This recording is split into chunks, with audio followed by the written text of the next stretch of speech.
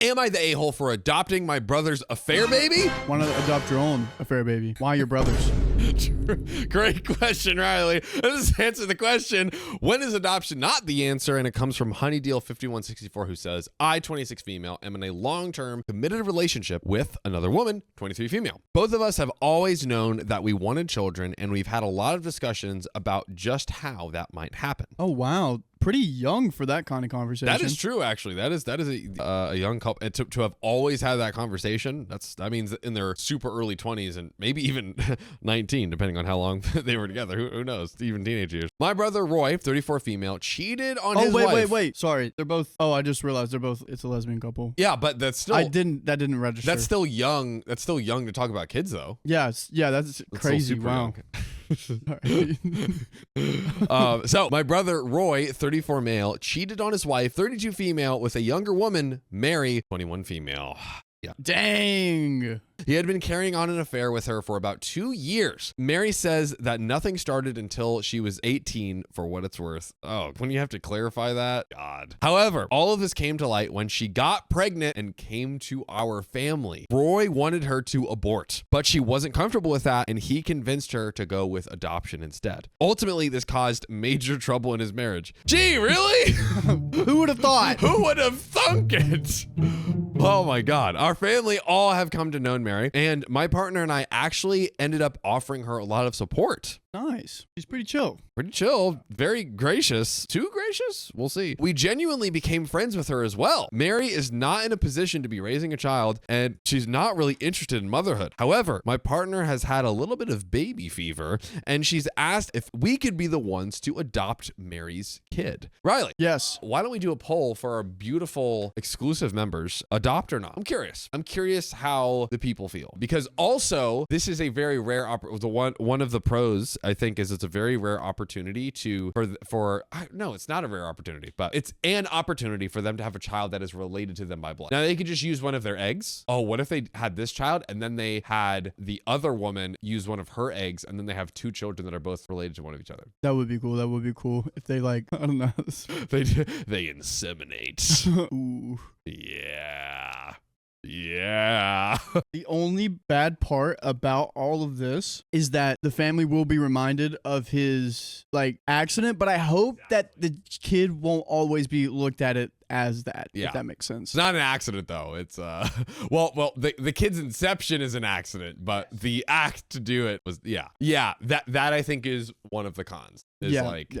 The baby will kind of forever, his wife, OP's sister-in-law, maybe too much. Maybe. It might be too much, but we'll see. We got 95% yes. 95% yes. 95% yes. We'll see if that changes as time goes on, but that's very interesting. So our state actually makes private adoptions pretty straightforward, so we made the arrangements through an attorney. Mary was happy about this, and we told her that we'd be glad to have her in the baby's life as it fits her ability to be around. Mary gave birth to our beautiful daughter, Sabrina, and Sabrina has been living with my partner and I ever since. Legally, I am her mother. Nice. My parents have been thrilled about this because they love the idea of having their grandkid around. They've been a great help and are constantly helping us look after our daughter. Roy, the brother, however, is severely unhappy about this, to say the least. Maybe you shouldn't have had an affair, baby? An affair?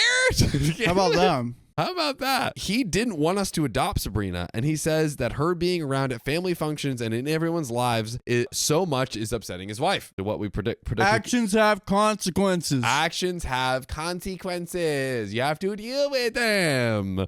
They've reconciled more or less, and she's kind of stuck with him. Ooh, she's been a stay-at-home parent since she was 20, and there are reasons why a divorce might not go well for her. But he says that Sabrina is still a constant sore point. It kind of sounds like she's literally just there because she's like, I have literally been a stay-at-home mom for so long that it would be in a massive upheaval to my life to have to change.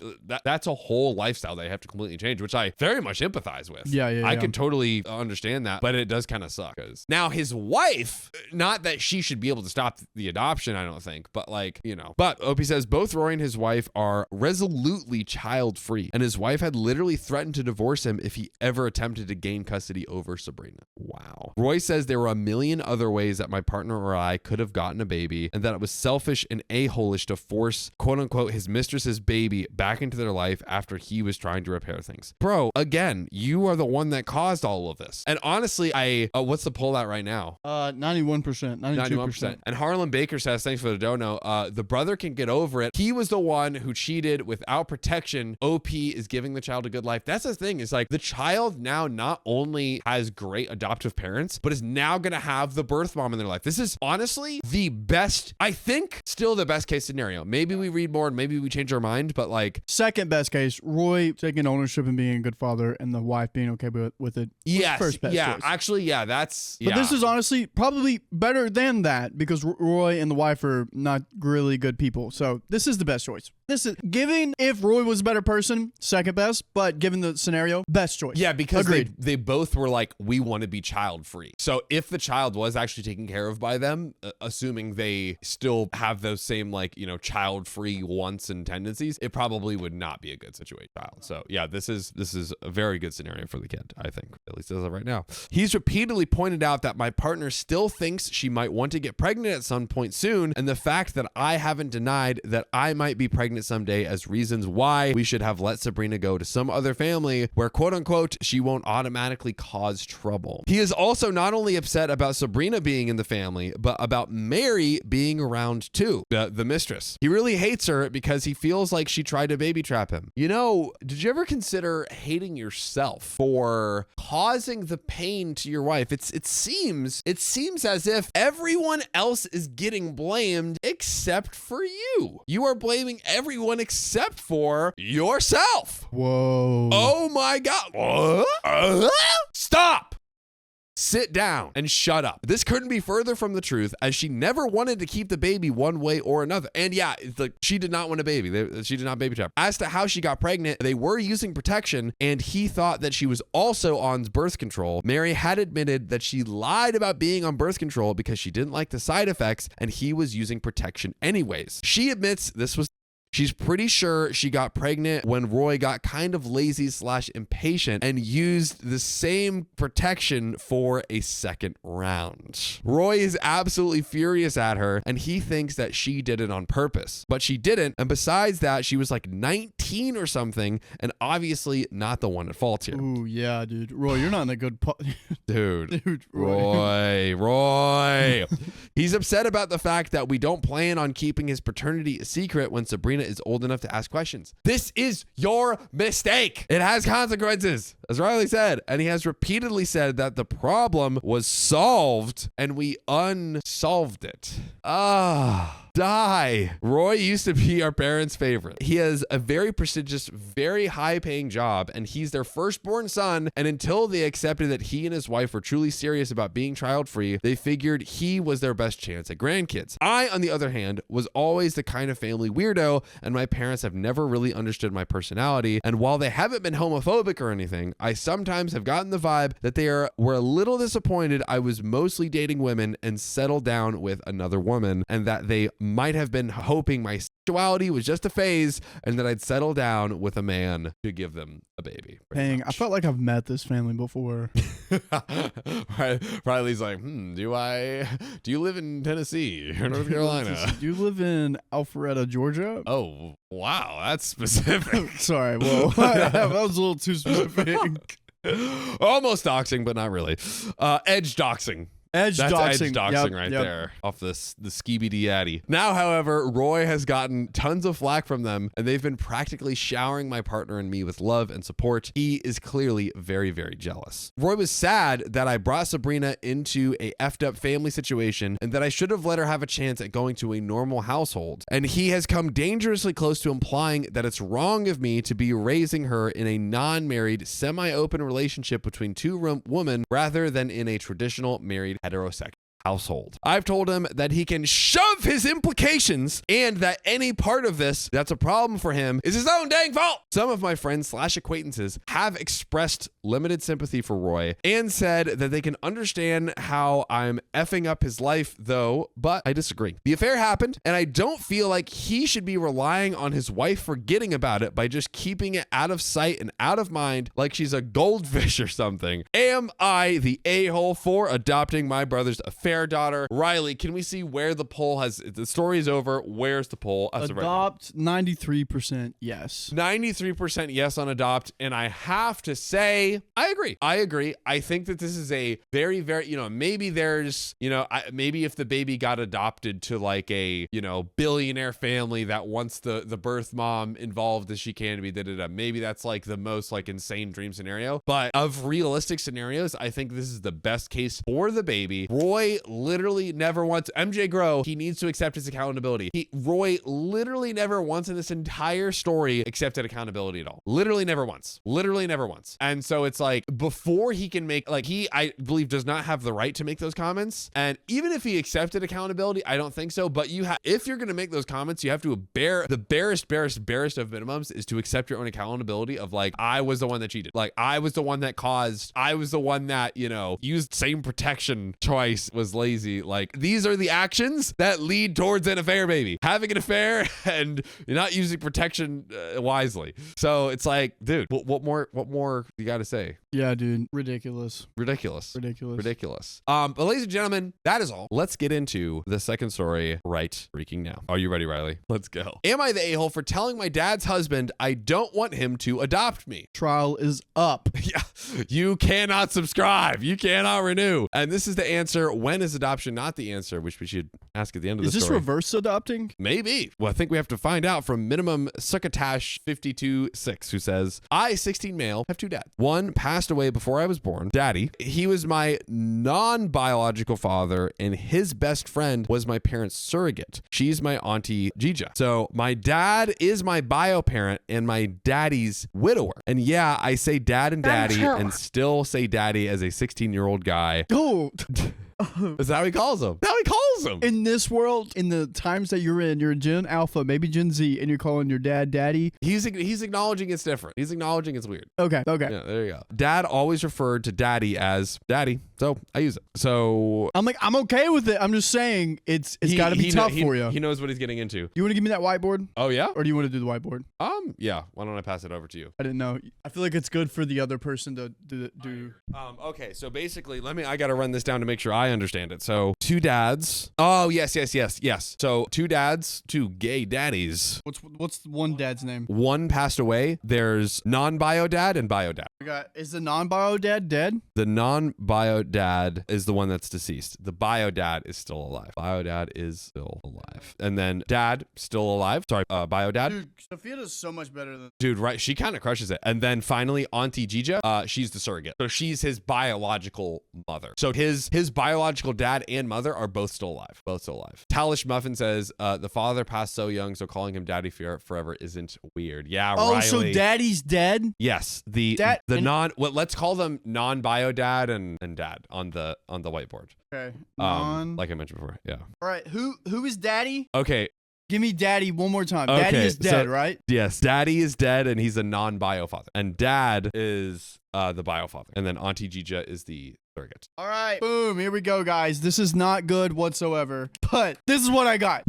Daddy dead. Yes, there we go. All right. I think it might be good for hosts to do. Yeah, whenever we have more hosts. But we got it. Yeah, I miss Sophia. Yes, we miss Sophia. She'll be here soon. Yeah. But actually very soon. So a month before I was born, daddy, my non-biological dad, passed away. My bio dad changed completely that day. Because of where we live, even back then, my non-bio dad was still able to be recognized on my birth certificate. It was a fight and it involved the courts, but it happened. It was really uncommon back then, but he won the case, and thanks to Auntie Gija, again his biological mom, and other family members recognizing my two dads as OP's dads. I grew up always knowing about Daddy, and I always cherished the connection to him. I was glad my dad won the rights for both of them to legally be my parents. I was also treated like their son, not just dads or not dads and Auntie Gija's. When I was 4, my bio dad tried to date again, and he met Sam. They dated for about 3 months, but bio dad wasn't ready, and Sam didn't like what he saw. He felt jealous and insecure that he wasn't being brought in as another dad for me. Okay, so I guess he's like frustrated that he wasn't being brought in as a dad soon enough, I guess. They reconnected when I was 8 and got married when I was 12. My relationship with Sam is complicated and weird, and he wants to adopt me, but I don't want him to be my dad. I don't want to be adopted by him or have him take care of me if I become an orphan. He has always made it a point to bring up the fact that Daddy wasn't my bio father in the first place, and how legally it was a miracle he's even on my birth certificate. I hate it. It feels gross. He has told me at least I'll know him, while Daddy is someone who's just saintly in my mind because I wasn't allowed to process only having one parent. So basically, I think he's saying like, except,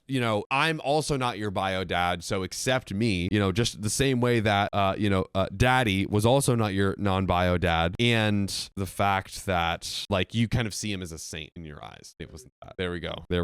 Even though I know I was raised by one parent, but I still had two, he just wasn't. Oh, that's sweet. But I read the book he was putting together for me. He documented a lot of the parenting journey and surrogacy stuff and the pregnancy until his death. Oh, wow. He was so excited. He loved me so much. He wanted me so badly. Oh. Ugh, right in the feels. On Father's Day, we had a big fight over adoption. Dad was out and Sam brought up the adoption to me. He told me he's tired of feeling like an outsider because I always treat him like dad's spouse instead of my stepdad or my parent. I told him that's because that's what he is, and he has to learn to accept that. I told him nothing changed for me. He told me it's because I love one stepdad so much more. Buddy, that was his original parent that passed away, that left this amazing momentum. Like, you can't do that. You're not going to win him over this way. I told him Daddy is more than just a stepdad. And then I told him I don't want him to adopt me ever, and bringing up Daddy isn't winning me over. I told him if anything, he's making me wish Dad had found someone better. Ooh. On Father's Day. Dude, you're right. Dad doesn't know what happened, but things have been tense since Sam and I went too far. Am I the a-hole? We have relevant comments. We have an update, but ladies and gentlemen, we need to stop right here, right now. So like Sam is, and I have a slight conspiracy theory. Tell it. Here's Sam. Here we go. There he is. I think Sam is just trying to win the approval for Dad. Yeah. Because it's like, hey, like I'm married to this guy. I want him to like have a positive view on me. I think he's doing it more to just look good than to have a relationship with it. Maybe there is a part of him that wants to have a relationship with a kid, but that's my conspiracy theory, is that's his actual true main motive here, which is like not a great motive. And it's like so obvious. It's like, you can't force this kid to love. That's basically what he's trying to do. And it's like, the more you try to force, especially because he is still a kid, he's a 16-year-old teenager. Yeah, of course he's gonna like lash out at you. The big question I have, and maybe we could throw up a poll for this, is OP the a-hole for what he said? And let me like read it back both for you all and for me to get the exact quote from the story. So we're having everything straight here. I told him, if anything, he's making me wish Dad had found someone better. I mean, okay, I will say so Sam, definitely the a-hole. Yes. OP, kind of the a-hole, but I totally understand. Justified a-hole. I don't know if I would say justified. I think my asterisk would be, I totally understand that he's emotional. He's like teenager. This is about his deceased dad who he loves very much. Maybe he is justified. I think I'm on the fence of saying he's justified, or I just understand his a-holery. You know Chad what I mean? is disagreeing with you like crazy. It's 96 97% no, not the a-hole. I think there was a line that needed to be placed, and by doing this was the way OP was able to make that line. Get the message clear. That I think that is a brilliant point, because this guy Sam was just not getting it, and so it's like it's gonna sting, but like you need to understand and learn this boundary. And it's not, he's like, oh, he's been quiet, like things have been tense. I think the message has finally sinked in that he can't just keep like forcing, as Titan Summer say, not the a-hole, as Sam keeps pushing. Like Sam keeps trying to push and force OP to love him basically, and want to be, or at a minimum want or agree to be adopted. You know what? I'll change my mind. I'll go with justified a-hole as well. Like it's not a great thing to say, but I totally get it, and I don't even fault him. I really don't fault him, honestly, at all. I feel like people don't fight anymore. They just fight with their words now. And you, my boy John, are not a fighter in those aspects. You don't fight people. He's a lover, dude. He's a lover. He'll try to figure out the best way to communicate something like that. That's true. That's where he's coming from. Sometimes you got to fight with your words. You got to be like, hey, back off, Sam. Yeah. I think even though maybe it makes him the quote unquote justified a-hole, I think that's actually what he needed to say. Maybe that he's not the a-hole. Maybe I'll change my mind completely by the end of the story. But ladies and gentlemen, we have some relevant comments here. So. Oh, the relevant comments. Oh, yes. I thought you were like, oh no, uh-oh. something's happening. In response to a now deleted comment, my dad would be on my side here. He never wanted Sam to take the place of my second dad / parent. He's always just a partner for him. I am also not denying myself love. Sam is denying it by making it him versus daddy. That is true. Sam has been like angling it very like, I'm not trying to replace him. I just, want to be here to be a parent to you. He has tried to compete since I was 4 years old when he and dad had a short thing. A top commenter said, you need to really talk to your dad and tell him everything. That is actually big facts. Does your dad know about what Sam is doing? Sam has no right to try and erase your daddy regardless if you met him or not. He is still and always will be your daddy. You're not the a-hole. Sam, however, is an a-hole. Yeah, honestly, go to the dad. Go to the dad and tell him everything, because if the dad is a good father, he should be like, yo, Sam, why are you doing this? Like, it's protect the kid at all costs. Because again, like, we're growing, like, we have way more tools and whatever as like grown adults, and he's carrying, these different traumas and this very negative experience of his father passing away, his other father passing away. OP responds to that, actually, dad doesn't know. I always knew this would be the end of their marriage if he. Oh, dude. I want my dad to be happy, so I kept quiet. But I guess that's not such a great idea anymore, especially if it comes out in a more explosive way eventually. Dude, this kid just wants to see his dad happy. I mean, his partner literally passed away. Yeah. Like, that is such a hard, you probably don't ever fully heal from it. You just kind of like regain your ability to operate in life again. I can only speculate and imagine, because I've never been through anything close to like that, so I don't have the full wherewithal and right to speak on that fully. But dang, dude. Yeah, I think he should definitely tell his dad. Oh yeah. Right? Yeah. Because you're gonna be seeing this guy for Christmas, Thanksgiving, all the holidays. And like, actually, this is a favor to the dad, because he doesn't want, the reason why he would break up is he doesn't want to be in a relationship with a partner who would treat his child like that. Mm-hmm. That is like, that clearly shows it's like, that's just him like learning the truth. Yeah. On Auntie Gija, she was a surrogate, but my dad's were my parents on my birth certificate. What would happen if OP's dad passed away? I would be with family if something happened to my dad, not Sam. So yeah, as of right now, yeah, one of the things that Sam mentioned, which actually is, probably important, especially considering literally what happened to his other dad, and he probably has a big fear and anxiety over this. If his current living bio dad passes away and Sam is also his parent, he would then live with Sam, versus right now the plan is like he would go and just live with his other family. Mm-hmm. Which is like, yeah, he's like, yeah, I would way prefer that over living with Sam. OP did a comment 4 hours later. I'm going to tell him today. Okay, good. Wow, that's quick. Right? I texted him and asked if we could talk, and he's going to leave work early so we can. He can leave his work early on some days. And OP on the story, OP is voted not the a-hole. Of course. And what a time for us to reach a point where we have an update the next day. Then our very own, incredible, illustrious co-host, Sophia Donner, ladies and gentlemen. Guys, round of applause. You came in you could have come in at a better time, Sophia. Did you know that? I did know that. You picked the perfect time. So here's what's going on. TLDR. Wait. Oh, here we go. Whoa. Yeah.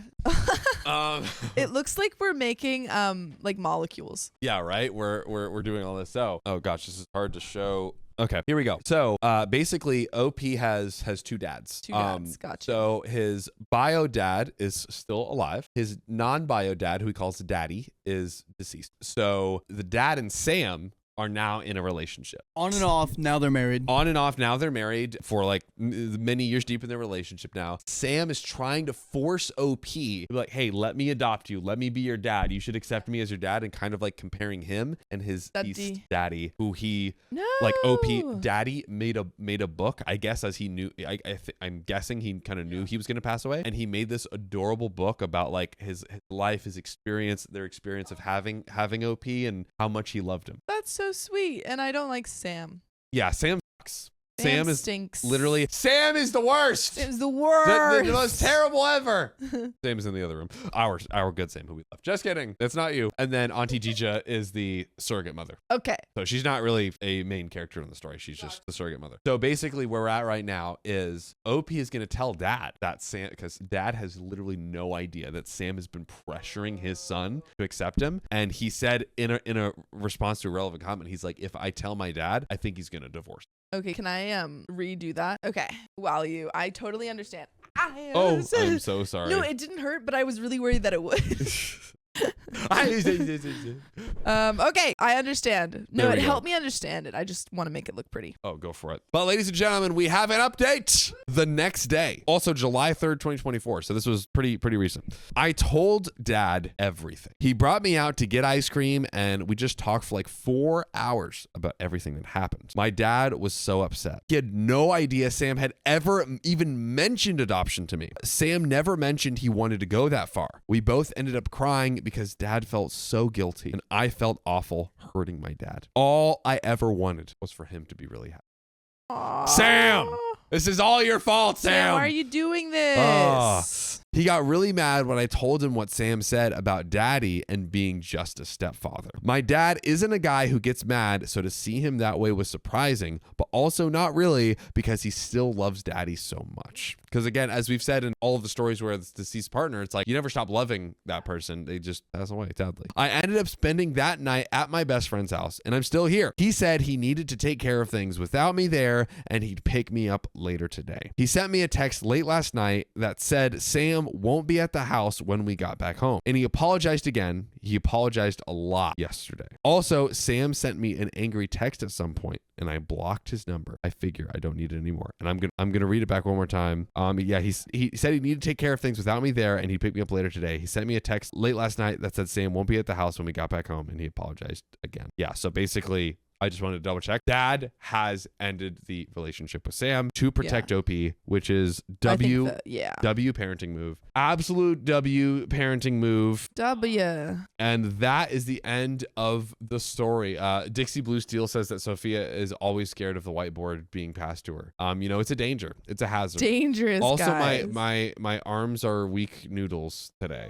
Because we worked out yesterday. Also, what should be the line for like a previous thing? Wait, I have something to say. Also, OP uses Notion. I see that he said that in a comment. Really? Yeah. Hey, they said something like, I made a Notion checklist that helped me a lot, like in order to help out with like telling dad stuff. And that's what we use here for our stories is that's a true. Notion. It's true. That's funny. No free sponsors. So let's break it down, y'all. I mean, Sam, absolutely the a-hole deserves to be dumped. Yes. Right? Yeah, get him out of there. We hate Sam. Do we think that there's anything different that dad should have done once he learned? From only knowing the second half of the story, I think he handled it pretty quickly. Yeah, it seems like once OP felt comfortable enough to tell him what was going on, I think he handled it pretty effectively. I agree. I think it was pretty flawless execution. It's giving I protect my child above everything else, which is great. And like OP said, he literally said like, oh, I think my dad will divorce him because one of his deal breaker core values is you must treat my son with the most respect possible, all that good. Now let's talk about the question of this episode. When is adoption not the answer? Now. Yes. And it was funny because when I first read the episode question, I'm like, adoption is great. Adoption is amazing. But actually, yes, there are many. Basically, when the child is like, no, I do not want and do not consent to this, Yeah, when the child is old enough to, be able to speak their mind and like, yeah, 100%. Yeah, we've talked about this before. You can't force a child to see you as a parent, especially as like a step parent. That, just doesn't work. Here's my updated. Where's Aunt G? I didn't put her in there because I forgot her name. Oh. I erased it and I forgot. She's gone. Yeah. But I'm trying to think of different. So this was my love line. Oops. And then we should like, make it squiggly. What if we Make it cross squiggly? out people for deceased? Because I keep thinking Ooh, about yeah. a mushroom. I see it, yeah. and it's so tiny. Yeah. There you go. And then Anyways. you can like cross out the line whenever they do. Oh yeah. Get that. Oh. Love it. Yeah. So that's about it there. And yeah, so far it's like, hey, if the kid doesn't want to be adopted, Yeah. don't adopt the kid. Don't adopt them. But what if they're like 7 and they don't want to be adopted? Well, it's still no. They don't want to be adopted because you didn't get them enough Pop-Tarts. Yeah, I think there could be situations where there might be someone who is like, yeah, maybe there's a parent that's like, hey, I'll give you ice cream and video games and like, let you watch bad movies and stuff. And they're like, oh, I want to go here. I'm sure there are scenarios where that could exist. But I think honestly, even if it was like a 7-year-old saying, I don't want you to be my parent. 100%. You still kind of like, yeah, it's I kind think of. it should be like a full, like you should wait until they say, well, yeah, I think it should be like a full support. Yeah. I can't think of a better alternative. Yeah, nor can I. Than going by that. But speaking of different scenarios around adoption and whatnot, I think that Sophia might have a story to read to us. I do. Alrighty, well, let's get into it. Well, let's do it. Am I the a-hole for telling my parents to ask their foster children for help instead of me? Maybe there's some. And again, this is to answer the question of when is adoption and or fostering, in this case, not the answer. So, OK recommendation 1408 says, my 34 male life could have been okay growing up, except that my parents wanted to be good people. Interesting phrase. Explain. So they became foster parents. I think it was noble of them. Those kids needed help. The downside was that I got ignored. I got less attention than those kids because I was independent and didn't need help. Gifts from my grandparents became gifts for the family. My grandparents put a stop to that by not buying me gifts, but taking me out instead. Oh, okay. So the grandparents would give gifts to OP and then the parents Like, would redistribute them, the yeah, wealth. Socialism for gifts. Yeah, they're like, oh, those are your gifts? Now they're everybody's gifts. But shout out to the grandparents. They were like, and so they were like, "We'll take you no, out." we're going to take you outside. There we go. I got to go see movies and taken out for meals and weekend trips with my grandparents. My dad's folks took me to Disneyland, and my mom's mom and dad took me to New York City. My parents tried to get the money for this stuff given to them instead. I begged my grandparents not to do that. I left the house when I was 17. I graduated early and got into a trade. My grandfather was in the union and he got me in. I've been at it for 17 years now and I'm doing okay. Awesome. My parents are not. They ran themselves ragged taking in all those kids. Even the money they got wasn't enough to make up for their sacrifices. They asked me for help and I said no. I know that if I give them money, they will just waste it on the kids they took in after I left. I told them that they had a plethora of foster kids that they could ask for money. My mom said she was disappointed in me and that she thought she raised me better. I said I raised myself from about 8 years old onward. My grandparents are tapped out too. My parents already owe them so much money. My wife says she understands how I feel, but thinks I'm being mean. My mom thinks I'm holding a grudge from childhood. I refuse to speak with my father, but I assume he is still giving my old things to the new kids. And there are some relevant comments, but that is all we hear from OP. Whoa, that's kind of crazy. Harlan Baker also, thanks for the 5 Canadian buckaroonies. I'm not an adoption expert, but I was adopted at age 5. Me and all my siblings are adopted. These stories resonate with me so much. No, I think, I mean, in general, I'm a proponent of adoption, but I think that you have to be, the parents who are looking into adoption, you have to be, or foster care, you just have to be so prepared for it. Yes. Because I think a lot of times people who look into adoption do so because they want a child, less because they want a child out there to have a good, safe home. Yeah, exactly. And I think adoption should be child focused rather than your wants. The same way. There's tons of stories where someone's like, I want a baby, give me a baby. And they're not like, okay, I'm like ready to like really invest in like parenting and raising this child well. They're just like, I just want a baby. Yeah, exactly. It's and like a lot toy. of stuff exactly. And a lot of stuff, like a lot of, I don't want to say baggage, but like a lot of, what's another word? Like, well, trauma, health health issues can come with adopting a child, especially if you don't, if the records are closed, and you have to be prepared to be able to handle those things. Yeah. Like you have to be prepared to maybe spend a lot in medical bills or take your child to therapy if you're adopting an older child. So there's a lot that goes into adoption that people don't really think of. Yeah, no, 100%. And it seems like these parents were in the camp of like, I just want kids. It's like just want kids. This is like almost like a toy. Like Yeah. I just want kids and bringing them in. Or even, I think also OP kind of mentioned that, they're good people. And it feels like maybe they're doing this in part to make themselves look good. Right. Yeah. At the expense of OP, which is, OP. I don't think OP owes them anything, if that was how. Yeah. So to answer that question, do we think that OP should basically give them? I don't think so. What do you think? Yeah, I don't think so either. I think generally it is good to save that comment, Riley. I'll read it in a sec. Generally, I think it is good to, there is this kind of like flippening where you end up parenting your parents in many ways. And I think that is a very good thing, or like helping them. I think that is a very good thing because parents do so much to raise us, and it is a massive undertaking to do. However, when you basically go into parenthood, it's kind of like that's the deal. Like you are like, hey, you want a kid? Well, great. You have 18 years plus of like very hard work, of thankless stuff. Like that is what comes with it. So in this specific scenario, I don't think that they deserve, money from OP. And like OP said, like there's also other grandchildren that you favored, or other adopted children and foster children that you favored over me. So go ask them. You love them so much, go get it from them. Yeah. I think it's also interesting that OP said, the mom said, oh, well, you're just fostering a grudge from childhood. I think that is true, but I think, yes, for a reason. Those are the things you did. That was your fault. Yeah. I'm like, if anything, I'm like, yo, be more supportive of your partner. Yeah. Like this is something that probably affects so many things in his life, probably also your relationship. It's a good thing to talk and work through. And like, I feel like that's so, like when your partner brings something like that, well, I think the mom said that, but I think it is interesting that the wife said, "Oh, I think you're being mean." Yes, that the wife said you're being mean. I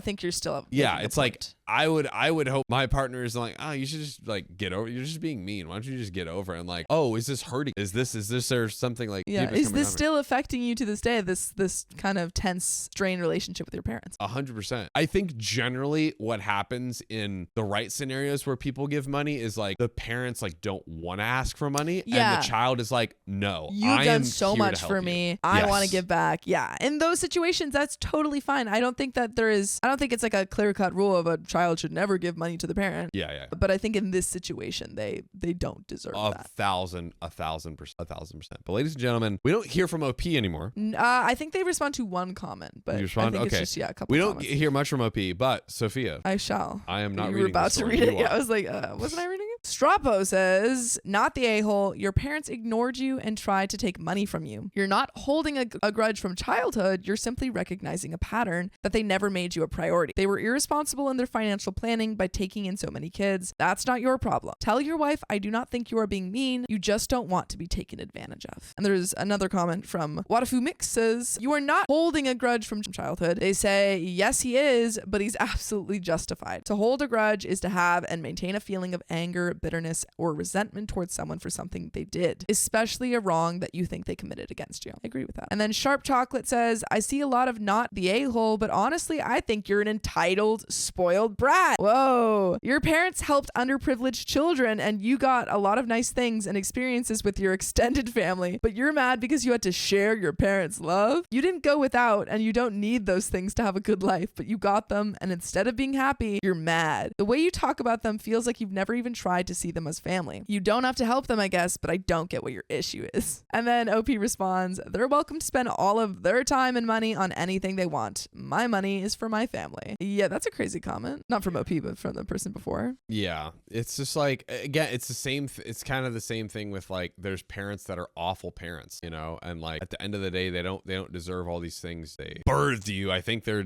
does. Now, that being said, I do think, again, there's so much sacrifice in parenting, and I think sometimes it's easy to, two things can be true, where it's like maybe some parents mess up in some areas, but maybe also they really were trying their hardest and all these things. I think in this specific scenario, the parents were, again, like just taking as many kids for whatever reason. That wasn't because they wanted to be, good parents and really give these kids the best home they possibly could. I think they had some ulterior motives, and it showed for OP's upbringing. Yeah. And I think also most kids will recognize that their parents, made sacrifices. And so the fact that OP is like, no, they didn't. Like kids know what their parents did, later in life. They're like, oh yeah, my parents, maybe they were a bit strict, but they spent all of this time trying to help me go to college or something. So most kids are, to your point. Yeah.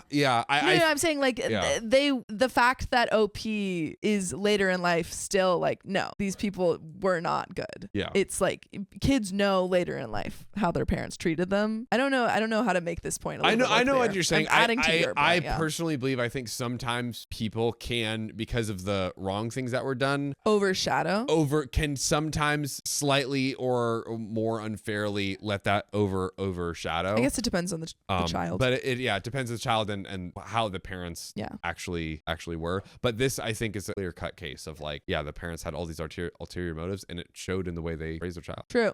Period. And that's the end of that story. But I think on the stance of the question for the episode, I feel kind of the same. Like, if the kid doesn't want to be adopted, then can't adopt them. And I think that if you are not fully ready and prepared to adopt, then you should not adopt. Buckle your seatbelt and batten your hatches, because you're going to be taking care of this kid. Yeah. This is not like a goldfish. This is a human child, and they will outlive you. It's the Goldfish Pro edition. Yeah. Okay. So upgrade your subscription, ladies and gentlemen. And they don't have a 3-second memory. They're going to remember everything that you do to them. That is correct. And do for them. So. And Riley, how are we looking on episode time? 57 minutes. Do we want to do a very quick call-in? With one of our members? Maybe I forget who said they were adopted, but if you were adopted, I think you have a very, very good perspective to add to this. The former comment was like, I'm not an adopted expert, but I was adopted. I don't know, that to me that kind of makes you an adoption expert, because you went through you actually lived through. There's two sides to the adoption coin. That is very true. Hit up Riley and we'll get you on the old Discord. Great job with these stories, by the way. Thanks. Sophia. Right length, just perfecto. Ooh, we got someone on the line. Here we go. It's Sir Harlem. Harlem, can you hear us? Yes, I can hear you. Hello. Welcome to the episode. So, do you have a story that is kind of related to the adoption story? Oh, yes. Oh my gosh, Harlem. So you were the one that was adopted. Maybe super quick. Do you think that OP made the right moves? Do you agree with OP's decisions in the story? Yes. No, my background with being adopted is, since I was 5 years old, I know my birth parents, I know my adopted parents, so like I have memories of foster care and all that. I do think, like, especially with the last story, I do believe the parents were foster parents not for the right reasons, but for the selfish reasons. And that honestly hits a really soft spot with me. I was very, very fortunate that the foster parents I had were good people. I still in contact with most of them today, actually. That's awesome. So yeah, I was fortunate. My story is not always what's going to be like the norm. Yeah. And it's sad to say, but I was very lucky. I was adopted with one of my birth sisters. Nice. Oh, great. Wow. When they adopted my brother, they actually wanted to make sure that the three of us older kids were okay with another child coming into the family. And then when we adopted him, we actually built on an addition to our house so we can make room for him, because there was 4 kids, 2 parents, and 2 grandparents living in the house. So big family. 8 of us. Wow. And so it sounds like, so the parents like basically sat you two down and were like, hey, we would like to bring, another child into the family. Is that something that's like okay with, kind of like asking for your blessing and all of that jazz, basically, right? Yes. Well, actually, there are 3 of us. Because the year before, my birth sister and I were adopted, they already had adopted another older child. Got you. My brother was the only one they adopted as a baby. Got you. Okay. Awesome. Yeah. Heck yeah. Well, I'm so glad to hear that you had a positive experience. Maybe as a closing thought, could you, for the people that are thinking of like fostering, adopting, could you leave them with one more tidbit that it sounds like your parents were incredible. Another good piece of advice from Sir Harlem on the wonders of being an incredible adoptive parent. Be patient. You're not going to get a child right off the bat. There's going to be thorough examinations, thorough inspections of your house. like my parents had to go through so much just to get approved to be able to adopt. Yeah. I think the circumstances with my brother was different than me and my sisters, but it did take them a long time to get approved for adoption. And this was back in the 90s. Yeah. So Yeah. I hope that it's still as extensive today. Yeah. Because you don't just want to have just anyone adopting or being foster parents. You have to go through the psychological tests. Yes. Their home has to be inspected. I Yes. need to make sure that you can provide for the kids, which is a big one. I'm fortunate enough that my mom was a college professor, so. Well, I think, Harlem, that is a beautiful advice to end this note on. Harlem, thank you so much for your perspective and your story. And so glad to hear you had such a great situation growing up. So thanks for coming on the show. Thank you. Thank you. You're welcome, Harlem. Bye. Yeah, what a positive. What a positive. We love, especially when this is our family. Surprise, you're all our adopted children. Surprise. Yeah, and we are your parents. For your parents. Okay, so go clean your room. Just kidding. But ladies and gentlemen, that's all we got. That's all we got for you. This episode. If you love us, make sure to subscribe. We love you. And see you tomorrow. My ex and I are divorcing. I banned his daughter from living with me. Oh, double whammy. Yeah. Get them all out of your life in one fell swoop. This is to answer the question of, are breakups and divorces always expected? That's so sad. Yeah. It's a sad question. Do they sometimes hit you out of nowhere? Who's to say? Are they always expect, like, so anytime I get in a relationship, should I always expect for them to break up with me? No, more like, are you, like, you're experiencing a lot of fighting and there's, like, red flags going on and you're like, oh, this relationship is heading, we're about to divorce. Okay. Like, you're okay. expecting it. Not like you start a relationship and you're like, break up. I'm like, what kind of question is this? No. I don't know. I didn't have a lot of time. So, No Move 8357 says, my ex and I are divorcing. My daughter, 17, and I are in the process of moving our stuff into our new place. I got one of these moving pods that's out in front of the old house, and my stepdaughter, 15, started moving her stuff out to it. I told her, stop. Ouch! Wait, oh, that's so sad. Wait, so they they're divorcing, and OP and her daughter were moving the stuff out, and the stepdaughter started helping, and then OP was like, no, you're not coming with. That's so sad. 15. That's so... Oh, I need to know how long this relationship had lasted, because that is really tough. At first, I thought she was confused and thought it was for her and her mom's stuff. The plan is for them to move back to my ex's home state. My stepdaughter wasn't confused about that, though. She thought for some reason that she could move with me and my daughter to our new house in town, so we got into a whole discussion about it. My ex was involved. Turns out her daughter is very upset about having to move because she doesn't want to leave her friends, her school, and go to a place that is so backwards. After talking, my ex said she understood where she was coming from and asked me to let her live with us at least during the school year. First off, I think it would be weird for her to live with us since her mom and I aren't married anymore. It makes more sense for her to go live where both her parents are.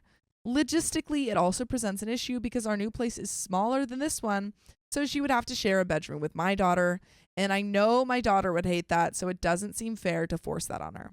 Edit, because people keep asking. We got married about 6 years ago. Ooh.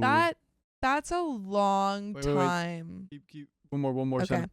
My ex did also say she would pay for expenses. People, please stop suggesting I get a bigger place. I just bought our new place. I am not selling it and getting a different place. 6 years. So she's been there since she was 9 with this person. I don't think it is necessarily a problem. I don't think OP is the a-hole for not wanting to do this. I don't think this is necessarily her responsibility. However, I also looking like from the point of view of the 15-year-old, that is really hard. That's a really hard thing to deal with. This has been her mother figure since she was 9. And now she is being told that her parents are splitting up. She has to move states, and leave all of her friends behind. And the person, a girl that she's seen as her sister behind as well. Not a good time for her.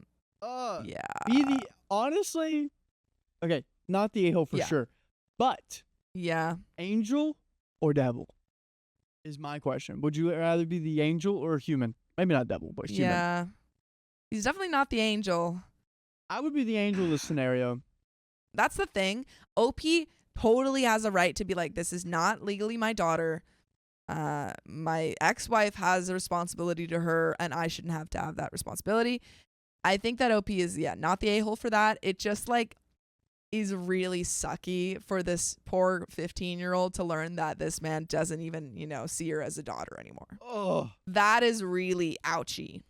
It's tough. really ouchy. Yeah. No, I don't think he's the a-hole. It's just a really sucky situation, and he's for sure not the angel. Do you think he should be the angel? I think I would Would you be the probably angel? have a conversation with my daughter Mm-hmm. and say, hey, would you be open? Because it seems like he just kind of assumed that she wouldn't like that. I would say, hey, would you be open to sharing a room just for this year or half the year? And if she's like super against it, then that is, I think, an answer. But if she says, you know what, I want it, like, I'm okay with being with my sister for, another year just so she can keep going to school. I think have a conversation with your daughter first before assuming things either way. Let's say, maybe get more context. Yeah, I need a little bit more context. There are relevant comments, though. Shammy Dammy says, not the a-hole. Where did she get the idea that somehow she was moving in with you? OP says, it's more that she thought it was an option. Her mom told her they were moving back to her home state. Which, again, like, she's a 15-year-old who has seen this man as her father for 6 years. I really don't fault her. She was 9. They should have had that conversation with her mom beforehand. That's like, when they should memories have form. Yeah, they should have briefed this poor child. Gamer Green Eye says, not the a-hole.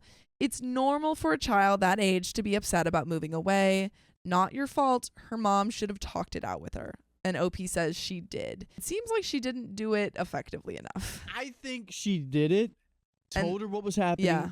The 15-year-old didn't want to accept it and thought she could try and sneak in. Yeah. Yeah. That's really tough. Commenter says, not the a-hole, but she's known you since before she was 9. Assuming you didn't get married, that's so true. Within the year of meeting her mom. Yeah, she probably knew her before then if they were dating for a while. So it's normal she feels close enough to you where she thinks that's an option. You should talk to your daughter to see if she would be comfortable with the situation. Maybe your daughter feels sisterly enough where she would prefer to share a bedroom than to be away from her stepsister. And if your daughter is okay with sharing a room, then talk to your ex to get the child support because that is not legally your child. And OP responds, no, my daughter definitely does not want to share her room. She never grew that close to her stepsister. Okay, then I think that is somewhat of an answer. It's still really hard. And then commenter says, everyone sucks here. To be in a child's life from 9 to 15, it sounds like she probably views you as her father. She didn't even question that she could continue living with you. Has she been in contact with her bio father if he's out of state? If not, it kind of pivots. You're the a-hole. The more I read, the more I kept reading that this girl is unwanted by all her parental figures. Bio dad is a quote-unquote pushover who lives states away. Mom says it's okay to stay while she moves states away. Stepfather of most of the girls of the child's memorable life says no. That poor girl. I think it's strange after 6 years of being her stepfather, you haven't connected to her at all. And OP responds, her father does keep in contact and visits. And then OP responds to multiple questions on if his daughter gets along with his soon-to-be ex's stepdaughter. OP says, they got along most of the time, but my daughter never grew attached. And then OP was asked if he is willing to get a new place and let his stepdaughter stay. OP says, I am not willing to sell my new place and get a new one. It would be a waste of the real estate commission. And OP on why his ex-wife is moving back to her home state and if the father is over there. OP says, housing prices are too much for her. All their family is back in the state they're moving back to. Her father does keep in contact and visits. Her father is back in her mom's home state. And there is an update. But yeah, this is, I think the answer is that she just needs to move in with her mom because it doesn't seem like he or his daughter, like, it sucks. He seems, Amandine CB says he seems very detached, which is what I'm reading into this. I feel like there is something missing from the story. But yeah, Eating. Maybe their fallout was not, like, the fallout in the relationship wasn't good. I don't think that Opie has any responsibility to this girl. I think it's just, I am putting myself in her shoes, and I'm like, that's a really tough situation for the 15-year-old. When the adult figures in your life are kind of, separating, and you're wondering where that leaves you. Yeah. This is really hard. But there is an update. All right. What did you think, though? Do you think angel, not angel? What's your? It is depending on how the divorce went. Mhm.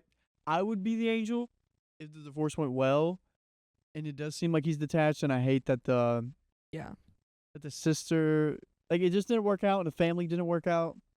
Yeah. It's so tough. But the 15-year-old will have to, like, learn how to be in a new state. Yeah. And if the home life she's going to is worse, I would try to keep her around, Yeah. Because everything earlier they were like, everything that she knows is backwards there. Yeah. Which is, that would be really tough on someone going through this. Yeah.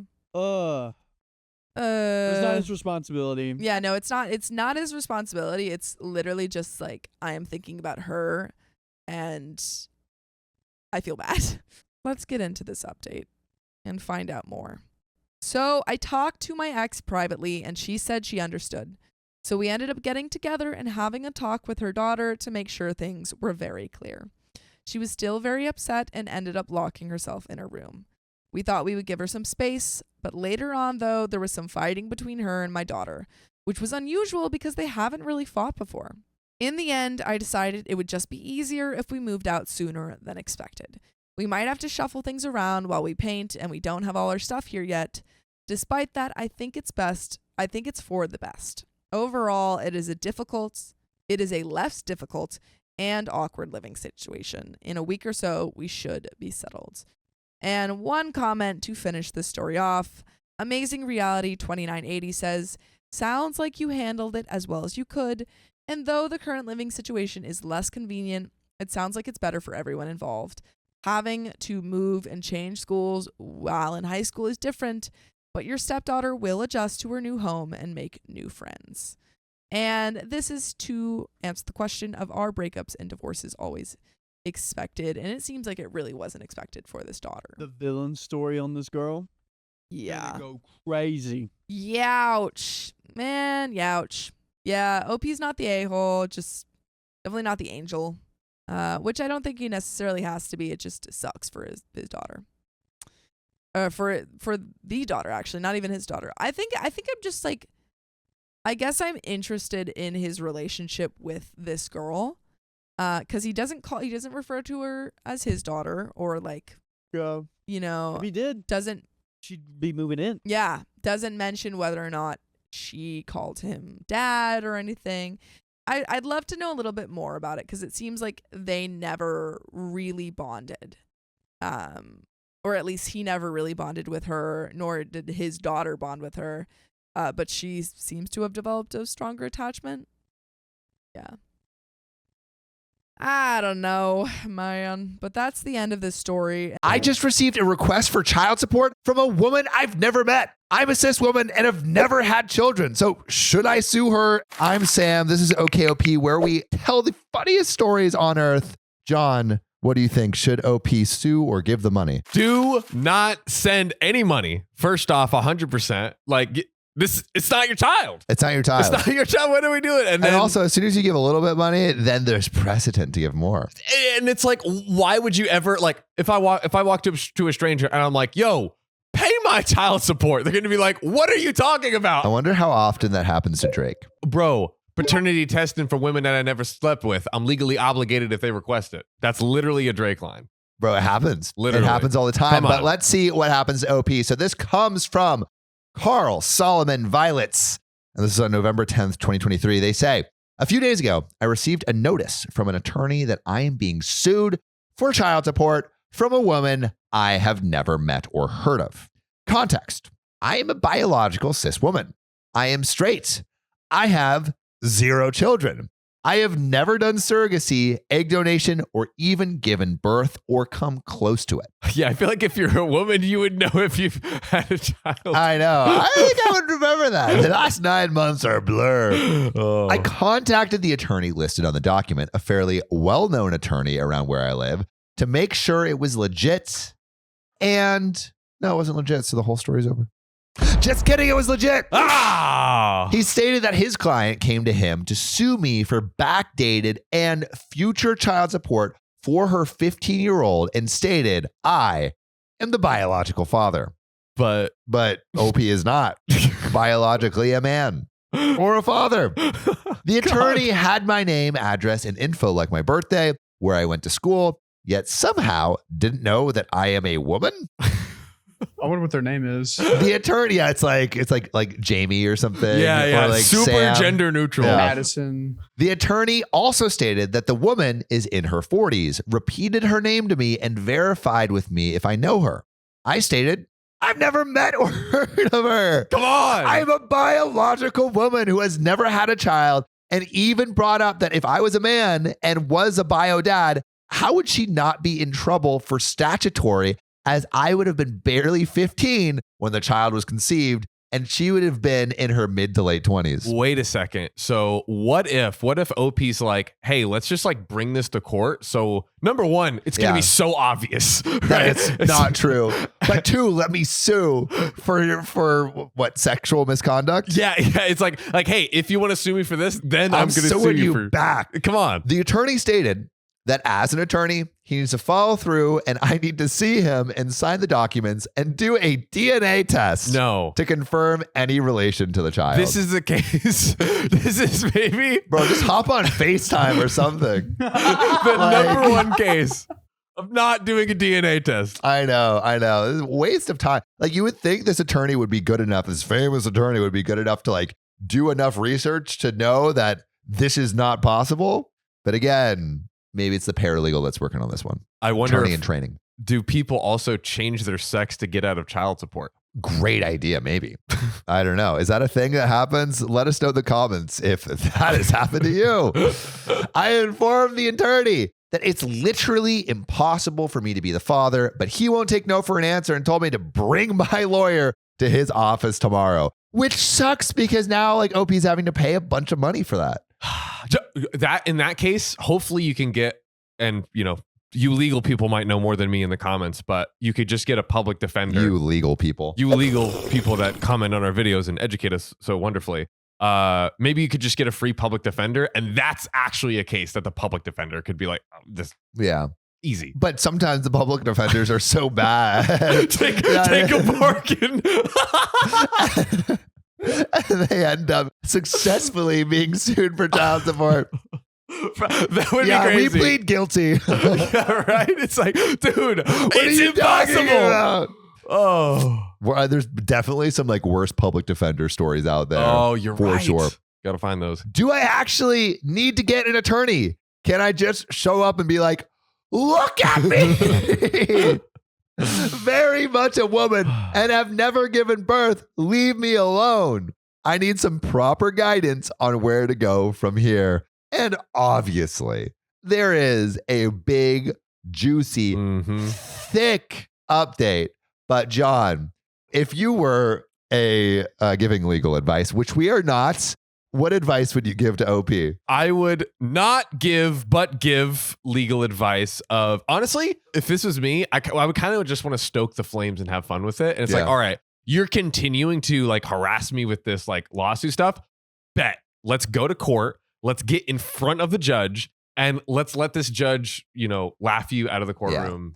And That I would be also satisfying. wonder if there's a way to like flip it on the person suing. Like if it's so obvious that you're going to win, can you win more than just like your attorney fees paid? Like could you countersue? You're saying, can I put more money on this? Yeah, like can I invest more money to see if I can get like some crazy return back. What's the ROI? I mean, I know like Because you can counter sue for emotional damage. Yeah, emotional damage. Plus, there has to be some other. Again, our wonderful legal people in the comments go crazy. Where are you, legal people? Where Come on out. Come on out. Inform us like you always do. Rock, you legal people. Come on out. Or anyone with an opinion with no legal expertise whatsoever. We love reading your comments. We love all of those people. Yes, but I think that there's something more, even beyond emotional damages. Got to be something else, right? Yeah. Has to be. So legal people, let us know. But John. Yes. There is a juicy update coming in on November 11th, which is the next day. Wow. First, to answer some questions I've received via private message and saw posted. No, I do not have a masculine / gender neutral name, which we were thinking of. Whoa. I actually have a very long feminine first and middle name. Both are spelled very uniquely. It's Elizabeth. That's her middle name. Princess Maybelline. That's my guess. That is a great name. Super female. Can you name your kid Princess? Probably. Yeah, for sure. This is You America, can name your dude. kid anything. You can actually. Yeah. There are things that are banned. Elon Musk's kid wasn't allowed to be named some number. His password? Oh. Yeah, password. Use a password generator to name your child. Yeah, Riley, look that up while I keep reading this. Yes, I have brothers. No, none of them have passed, so I wasn't being sued in their place. They are all alive and well and even easier to get in touch with than I am, as I'm not even on social media, and they're all very active on social media and have public pages, LinkedIn profiles, much easier to find randomly through Google search. Yes, I also have a father. No, he wasn't the one that was being sued for child support on behalf of me. And Riley, before we go on, is there any illegal names that we can't have in the US? Do we know? Some great ones. Yeah. I peeked at the list. We got, you can't name your kids King, Queen, Jesus Christ, 3, like I in the Roman numerals, Santa Claus, Majesty, Adolf Hitler, Messiah, the @ symbol, or 1069. Which is isn't that like a tax form? A 1099 is a tax. Maybe 10. But here's my question. Can you name your child other numbers though? Yeah. Is it just not? It's just 1069. I feel like you should look that up on ChatGPT really According quick. to this article. But I'm going to keep reading. So in the beginning, this woman stated that I didn't even have any family, by the way. She told the attorneys I can give him the family he's never had since he's been alone his whole life, referring to me as he. So the attorneys are trying to play to the emotional side of OP and are like, look, you should really help this sad, lonely child have a father. And OP is like, look at me. Pick up the FaceTime. He should have a father. Not a mother. Not another me. mother. Wow, Yeah. that was really homophobic of you, John. You're so right. Jesus, can't have two mothers. I don't know where I'm at right now. Damn, John, My mind is this spaghetti. is 2024. I know. 2024. I dude. know. Yeah. bad. Anyway. Moms, get after him. Oh my. Even if one of my brothers was the father and I did a DNA test, I didn't, there would still be no way to prove I'm biologically related to this child as I'm adopted.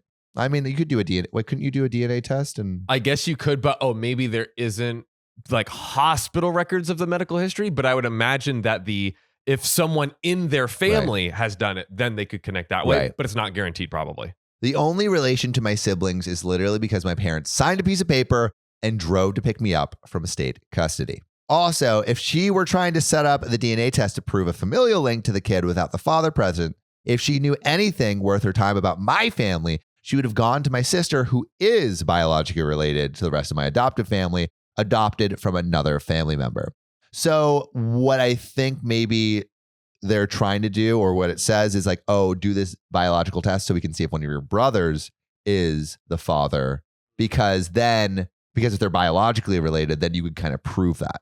Because it's like if one of the brothers was the actual father and said like, no, I'm not doing a DNA test. Now they're just going through the whole family to see if anyone will do it. If OP is the aunt of the kid, that likely means that the brother could be the father. Exactly. Right. No, I thankfully have not been a victim of identity theft. This was not someone posing as me. And thankfully, there was no shady in trying to change the paperwork from bio dad to mom. Even in the documents this woman's lawyer presented to my attorney and the documents I was sent, it clearly stated that I was supposedly the biological father. Which Is like, it's like a name like Princess Elizabeth. So Right. it's, you know, like I don't know why that wouldn't ring clear as something is wrong. But Riley, do we have any more info on the whole what you cannot name your child in America? Yeah, the law bans names that contain obscenity, numericals, symbols, or a combination Right. of letters, numerals, or symbols. But naming a child after a mass murderer is A-okay. So Ted Bundy on the table. Perfect. But you can't do whatever Elon was trying to do. And you Right. can't do. They said you can't do Adolf Hitler No. either. No. But that's a mass murderer. Is this just it's only Adolf that you can't do? I mean, I guess it's both Uh, in the same thing. what if your last name is Hitler? Then you can't have Adolf. So you just can't have like is it you can't have your first name be Adolf Hitler, or it's just that you can't have your like whole name be Adolf My Hitler? guess, and then the other thing too is like, what parent named that? That's a whole other rabbit hole. Yeah. I mean, they do F, exist. F all you guys. Bro. that All right, would do wait. that. Okay, story time about a video I saw that I want to show both of you that's going to make you mad, and it's about bad parents. We'll get to it at the end of the story. Okay. So now, as to what happened, I went to the attorney's office with my attorney as he requested during our call yesterday. And guess what? The suit was dismissed. Hey, thank you. It happened very quickly, thank God. I thought we would meet with a judge because that's how I assumed it worked, but we went to the lawyer's office and met with him and the woman who filed the suit. I got an attorney as I reached out to a friend who lives in my state, as a lot of his family are attorneys, one of the families where it's in their blood, basically. And turns out his aunt handles family cases. He got me in touch with her and we spoke. After I told her the situation, she laughed and said she'd do it pro bono just for the entertainment, which is I mean, really nice. it's a fun one. It's pretty a fun fun. one. Apparently, she knows the other attorney and says he's a so I guess that's a benefit for me since she was more than happy to represent me.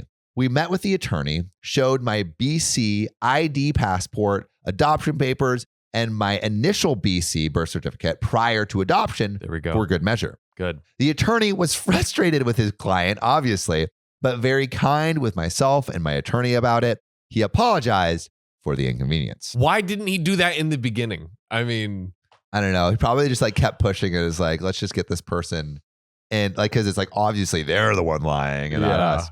The whole thing was dismissed. And while my attorney initially suggested an order of protection, because clearly this woman was unwell, as while we were in the office, she was saying that I was a man who had a sex change to dodge support, which is why she referred to me as he and said I make more than enough money and my money belongs to her and our child, etc., etc. what? Wild.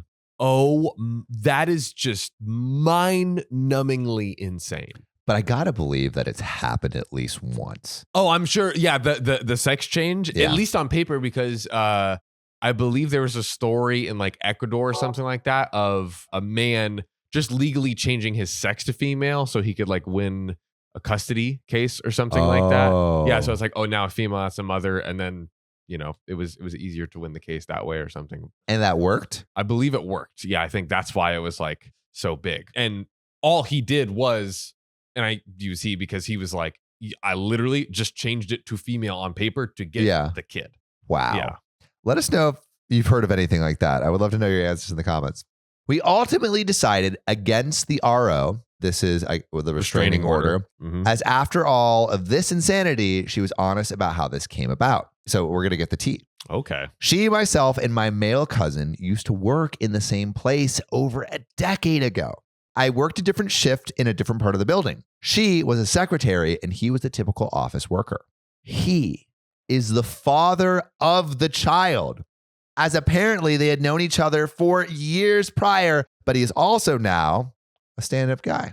Nope. What? Is Whiplash. He is also now a convicted violent felon. Oh my God. Currently incarcerated and not on the birth certificate. Wow. They are the same age and went to school together in the next town over. Since she had access to my information, as the office still has prior employee records and knows I'm his cousin, as he told her I was his cousin and I worked there, even though I had never crossed paths with either of them there, didn't even know she worked there, knew he did, but never saw him due to the different shifts/areas. She said she confirmed the connection via Facebook because he has our family listed. And with that, she was able to link my cousin to his father, which led to my mother, as he had her listed as a sister, and she's his sister-in-law. So breaking that down, they were basically able to deduce through that it was a coworker. So basically, this crazy person, Yes. who the actual birth father is OP's cousin, was able to track OP down through this network of Facebook related connections. I see. So it was the Facebook connections Yes. that landed, and they just picked the wrong account. Well, no, to go after. she's just going through anyone that she can Right.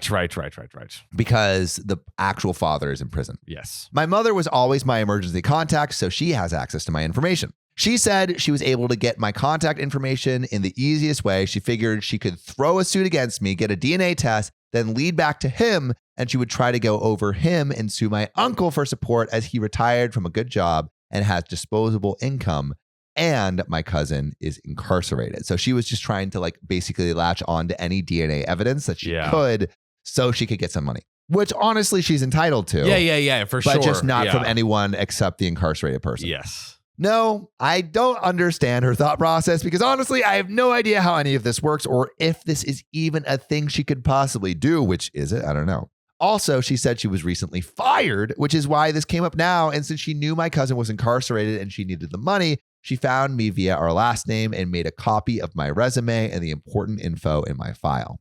After all the theatrics and chaos, etc., she said she finally decided to give up the fight because she realized she couldn't win, which smart. Yeah. The only smart thing that this woman has done. Yes. My God. Especially once I presented my paperwork and mentioned that some of it was my initial adoption/birth records before adoption, as that's when she realized there was zero chance that the DNA test would get her where she wanted with everything. Sorry if this wasn't the super exciting update you were looking for, but I'm just glad it's over. At the end of the day, I just hope she gets help, but I'm staying far away and warning my family about her.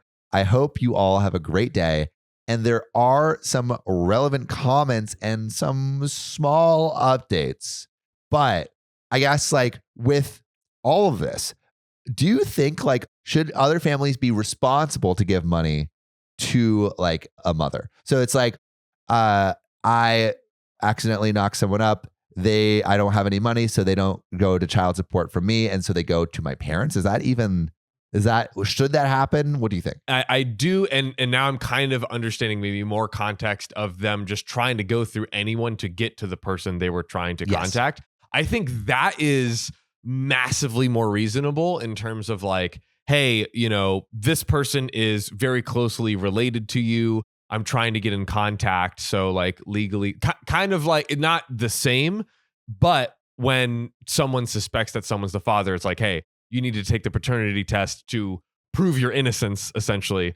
Not quite as strong a case, but definitely a case kind of in that vein of like, yo, you are their parent, their sister, or whatever. I'm trying to get in touch with this person and you have contact. So help me figure something out. Get the proof to contact them. Right.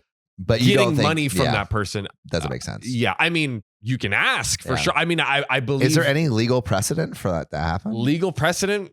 Who knows? Right. They looked that up on ChatGPT. Can you sue family members for child support? Or the family members of the father for child support? Yeah. We'll in California. We'll see if there's anything. But I will say, I also imagine like take an example where grandparents that, they know their kid is wild and crazy. And it's like, okay, that they're not being a good parent, but I want to be a good parent to the grandkid. If they were able to reach out and get in touch with the grandparents, they would maybe voluntarily be like, oh yes, we will maybe Which care we've for seen before, where like times. parents and grandparents have offered to pay for their grandchild to have a better life. Yeah. But let's get into some relevant comments. Let's do it. Mauve55 says, wow, what a psycho. I get that she is desperate, but she should have texted your cousin's dad and told him about the situation and then went from there. But you should at least let your uncle know that he has a grandson out there that he did not know about so he can decide what he wants to do about that situation. And OP replied, I definitely am going to inform him and more family members about this just in case.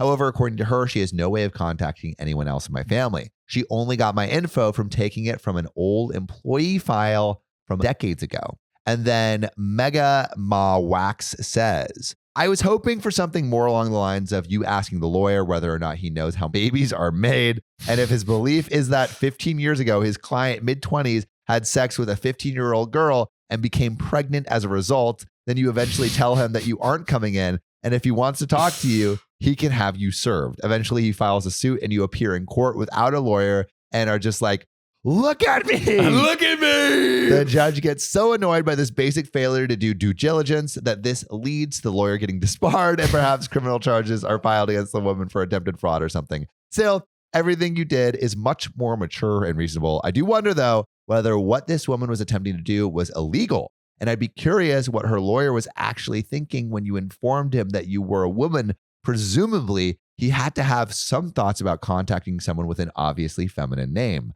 Did the woman tell her lawyer that you were a male to female trans prior to coming in? What a bizarre situation. And OP says, so there was more conversation than what I posted, as I was mostly just trying to give an informative enough update. She never mentioned anything to him about me being trans. She insisted I was a man and fathered her child. My attorney asked him what his initial thought was when he learned my name and spoke with me over the phone and said he assumed I was a man, mispronouncing my name and disguising my voice as his client insisted I was a man. However, later in the conversation, it came out that the attorney was aware of how she received my information, and she had even provided him with a copy of my employee file from the former job, which has all my information plus a copy of my ID and passport. So in reality, I couldn't even begin to tell you what either their state of mind was. And there is some additional info from OP in the comments. But pausing right here. Yes. Why aren't lawyers doing their jobs? That's a great question. And the thing that the commenter posed was basically my exact idea. If a lawyer is this incompetent and is willing to, do all this without doing the due diligence, take them to court and just honestly, just for the satisfaction, just dude, for the lawyer sweet John revenge. coming in, and low key, I do look like a lawyer today. He looks like a lawyer on his off day, like not quite on court, with the tie off. Taking the tie off a little bit, just relaxing. Like dude, this is perfect for this story. Can I also very quickly point out all three of our sock games today are just going absolutely incredible. Riley, can you flash your avocado guac dip? Dude, those are great stuff. You have bow ties on yours. Yeah, there we go. Yeah, come around. Let the people see those sweet little piggly wigglies you got going on. Here we go. Dude. Kick it up. Best socks I've ever seen you wear. Yeah. Kick it up. Oh, and the chili. Kick it up. Dude, look all at that. All the way up. There we go. Sam's going to break our producer. Oh my God. Boom. There we go. I like that we did a little foot five there. Sock game is on top today. But yeah, I think this is a great way to go after the lawyer because at that point, it's almost self-protection in a way. And also, you've wasted OP's time and energy. And again, don't forget about the emotional damage. Come on. But let's get into some comments from OP. So without sounding mean, she sounds very unwell. She genuinely thought that this was the best method to handle the situation. Unfortunately, in the end, she screwed herself over. The suit has been dismissed, and now she'll most likely be reported to the former employer for stealing private records.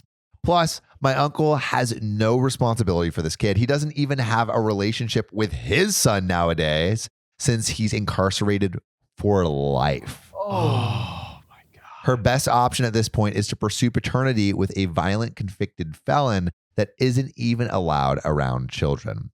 I feel for her, but I hope she gets any help she needs and things get better for her and her kid. And then another comment on hoping the woman gets help. From what I found out today, she has plenty of family and was with someone up until right before she lost her job recently. The other dude has helped raise the kid and still plans to be in the kids' lives, but he has no legal responsibilities. She got desperate and decided this was the best method. It's just kind of a mess of a situation and comes down to her needing help that even finances can't provide. There's also the issue of legal repercussions since she openly admitted to stealing private documents and providing her attorney with them on false pretenses and also lawyer fees. Whoa. I mean, it's like she's not she probably was expecting maybe to get something out of winning because I don't know. I know sometimes these lawyers do things on they don't charge until like The court case is won or whatever. or lost. I don't know. Yeah. Or lost. Yeah. But yeah. hopefully it's one of those situations that it's like on contingency. You know, it'd be really funny is if the lawyer was like, no, we're only going to do it. If you lose, it'll be free. You Yeah. know, so they're like, I only win if you win. Then they're like, God, Yeah, it's like, why did I waste all this time? Which is like a lot of lawyers work on contingency. Our neighbors that we met the other day, they're personal injury lawyers that work on contingency. So they only make money if you win. Exactly. So exactly. let's hope that she isn't financially ruined. Or Yeah. maybe let's hope that she is. Maybe she needs to learn her lesson. I don't know. Do you want her to be financially ruined?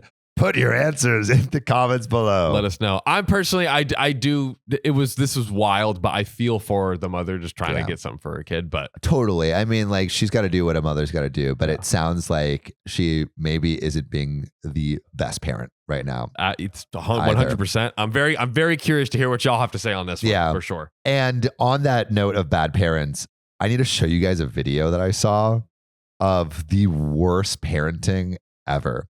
Let's A parent basically raising little douches. If you look up worst parents, Reddit vaping. Oh, is this what I think it's going to be? That is what I'm afraid of. This one? And the worst Let's parenting see. award? This one? No. But let's watch it. A kid with a basketball just. Oh my God. Oh my God. That is awful. You literally put the child in complete blackface. Oh my God. And the kid, like, this is the kid can't do anything. Or the kid's a kid, you know? God. What is wrong with those parents? Bro, that is Jesus so Christ. bad. Oh, here we go. I found it. Okay, so I saw this video of just like horrible, horrible parents, and I Yeah. wanted to show you guys and get your reactions. Here we go. Oh my gosh. Dude, look at the little chains on them So there's like two kids, 3 and 4. with vaping. frosted tips and vaping. Frosted tips. One kid has a A gold chain. a tank, like a Jersey Shore tank top, like a Jersey Shore fit, basically. Yeah. Like the Guido chain and shirt. And it looks like they have like fake tans, dude. So bad. Even a nicotine addiction at like the age of 4. That is insane. Have you ever seen that video of like the baby that's just like chain smoking cigarettes? No. Look up baby chain smoking cigarettes. We're getting all of the terrible parenting videos in today, ladies and gentlemen. It's like this, and he's like super fat. Yeah, Indonesian baby. Bro, look at this kid. Oh my gosh. What? He's just twirling. A cig I on his mean, finger. This He's kid happy. is He's happy though. Look at him. 3, maybe? Bro, Oh my god. like 2. He's still in a diaper. Wow. Bro, he's Literally lighting in his a other diaper. one. He's on his other one. He has one Wow. cigarette in one mouth, and then he has the other one ready. Bruh. That's crazy. That's all he knows. Crazy. He's And like, now he is like literally he looked like a little adult, but now he has a bottle and he Bro. looks like a baby again. But like he's like, I don't want this freaking bottle. he I literally want- looked Is that a more gun? cigarettes. Wait, what? No. Show me. But man, like, so when you're asking, like, what kind of parents would name their kids like Adolf Hitler or like 1069? The same parents that allow their kids to vape and Vape chain and- smoke cigarettes. Wow, dude. And they exist out there, unfortunately. Insanity. But you know what else is insane? This next story. Yes, sir. Let's get into it. Am I that for filing for child support after my child's father bought a house? This is OKOP, where we read the craziest true stories on earth. I'm John and Sam. Are they the a-hole? Well, now that you know that he has money, like, go after it. Yeah. Get some of the house. Invest it 7% interest every 7 years. That doubles. Let's get invested in Outrageous Gold's 8708's story. I am going to apologize in advance for the long post, but there's some background that's relevant. My ex and I met when we were 13 and 14 years old. Middle school That is sweethearts. early. We were saying that earlier that relationships don't count before 13. So they just made Yeah. the cut. Yeah, you can talk about it, but yeah, it doesn't really. Yeah, you're Yeah. right. That's a good point. Yeah, well, like basically like any relationship that you have before 13 is just stricken from the record. Unless it makes it into high school. But I feel like that as soon as the relationship crosses over 13, then it becomes real. Oh, okay. So it's grandfathered. Yeah.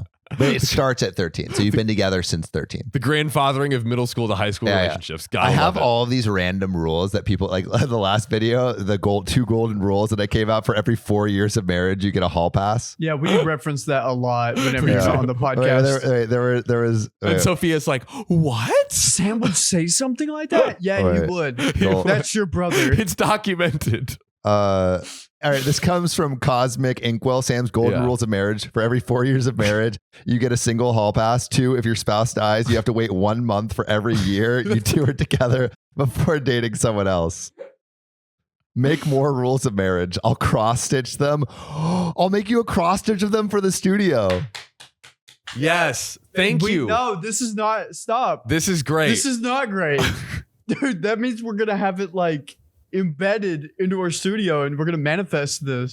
That's so funny. Wow. Well, there's honestly, Sam, you could have an opportunity of for creating a rule one of marriage. Today. You really could. Dude, you really I'm could. so down. I love my marriage rules. Dude, I don't know if I would like to live by them. But no one should live by them, but they're so entertaining. Sadly, they make sense. But they do. Wait, hold on, Big Protein. But I'm not going to follow them. That's not me. They just like, oh, that checks out. Like, yeah. But I mean, they're kind of good. Is the joke becoming real? They're kind of good. Riley's on board. Y'all, I'm not on board. I'm not on board. How many years have you and I been together? Coming up on 4. 4 is approaching. 4 is approaching. Okay, all right, just but hold out. No, hold out a little longer, John. Death one is okay, but the not that one. We ain't doing that one. I'm trying to live. Yeah, you can't because it hasn't been 4 years, John. Don't get ahead of yourself. You don't get ahead of yourselves, all right? I don't know what's going on here. My goodness. Anyways. I was downstairs, by the way. She is listening to the door right now. He passed the test. This guy. Anyways, back to OP's relationship. Riley and I just getting John in trouble. For nothing. Inventing crimes from air. He thought crime. Sometimes I do like stir the pot when I'm around them. He does really like to stir the pot. John said this, and then I'm just like, yeah, he did that last night. What did you say? Oh, John saw some other women. On the show, trying to get John with other women on the show or something like that. I can't remember exactly what it was. Christian's date related? No, it was something about the show. I can't. If I remember, I basically was like, Naima, do you care if I pimp him out for the show? On the show? There we go. So we can get more views and more money. And then she was I think you said, I'm going to. I'm going to. And she's like, what? We ain't doing that, baby. But let's get back to OP's love life. I love how Riley dropped in that. It's like, yeah, I respectfully asked. I was like, no, you just and their guns ablaze and said, this is what I'm gonna do. No respectfully. Yeah, no respect, right? Disrespectfully. So OP says, sentence number 3. Remember, middle school relationship. We dated all through high school. Wow, we went on a tangent. We did. But it was fun. Keep it in. We dated all through high school and until we were 23 and 24 years old. Oh, wow. That's 10 years. Wow. 10-year relationship at 23. That's wild. We went through these phases on and off, which always ended the same way. The kids and I starting over while he disappeared to do his thing. Oh, that is awful. And do they have kids yet? Wait, the kids and I starting over? So the relationship was on and off from, I guess, 13, 14 up until now we're at the story at 23 and 24. Yeah. And then OP was saying he would leave the kids and then come back and just keep flip-flopping. So they do have kids. It looks like right now 23 and 24. I think we're about to get even more context, but I think they have kids right now at 23 and 24. And he would just leave unbeknownst and then come back and just keep going in and out. Yeah, do his of their thing. lives. Revolving door. And like he was like hooking up with other people. No, he was just doing his thing. We don't know what that was. He might have went fishing. Disappeared to, quote unquote, do his conspiracy theory. He's hooking up with people. Damn, you could be right. Neither of us had good home lives as kids. We were what was familiar to the other. In other words, they had a very similar childhood. So it was very easy to fall back in the same pattern of BS every time he came crawling. You got to back. rewrite the script. You know? Generational traumas. We got to rewrite it. You got to be value based. You got to be principle based. Exactly. At the center. You can't be family based. You can't be relationship based. Principle based. Yeah. Principles like every 4 years in a relationship, you can go and cheat, as you want. Sam's golden rule. Riley, TM, Sam's rule. what's the book? 7 Habits of Highly Effective People, Steve Covey. Really? I'm reading it right now. And that's, they've got beef with He doesn't call it out specifically, but he's like how to win friends and influence people. And it's just like, that is superficial. And if you really want to live a good life, have it be principle based. I could also hop on that train. I'm against Dale Carnegie. Really? It's fake. Dude, I have notes in the book that I read. It's a very complex situation. My relationship with Dale Carnegie's Is that a company. Okay, story time? Oh God. Yeah, I'll do it. I'll poop all over him. We were what was familiar to the other, so it was very easy to fall back into the same pattern of BS every time, and every time he came crawling back, which was always when I was moving on bettering my life. So every time she was like leveling up, he comes crawling back trying to get his way in. Dude, so bad.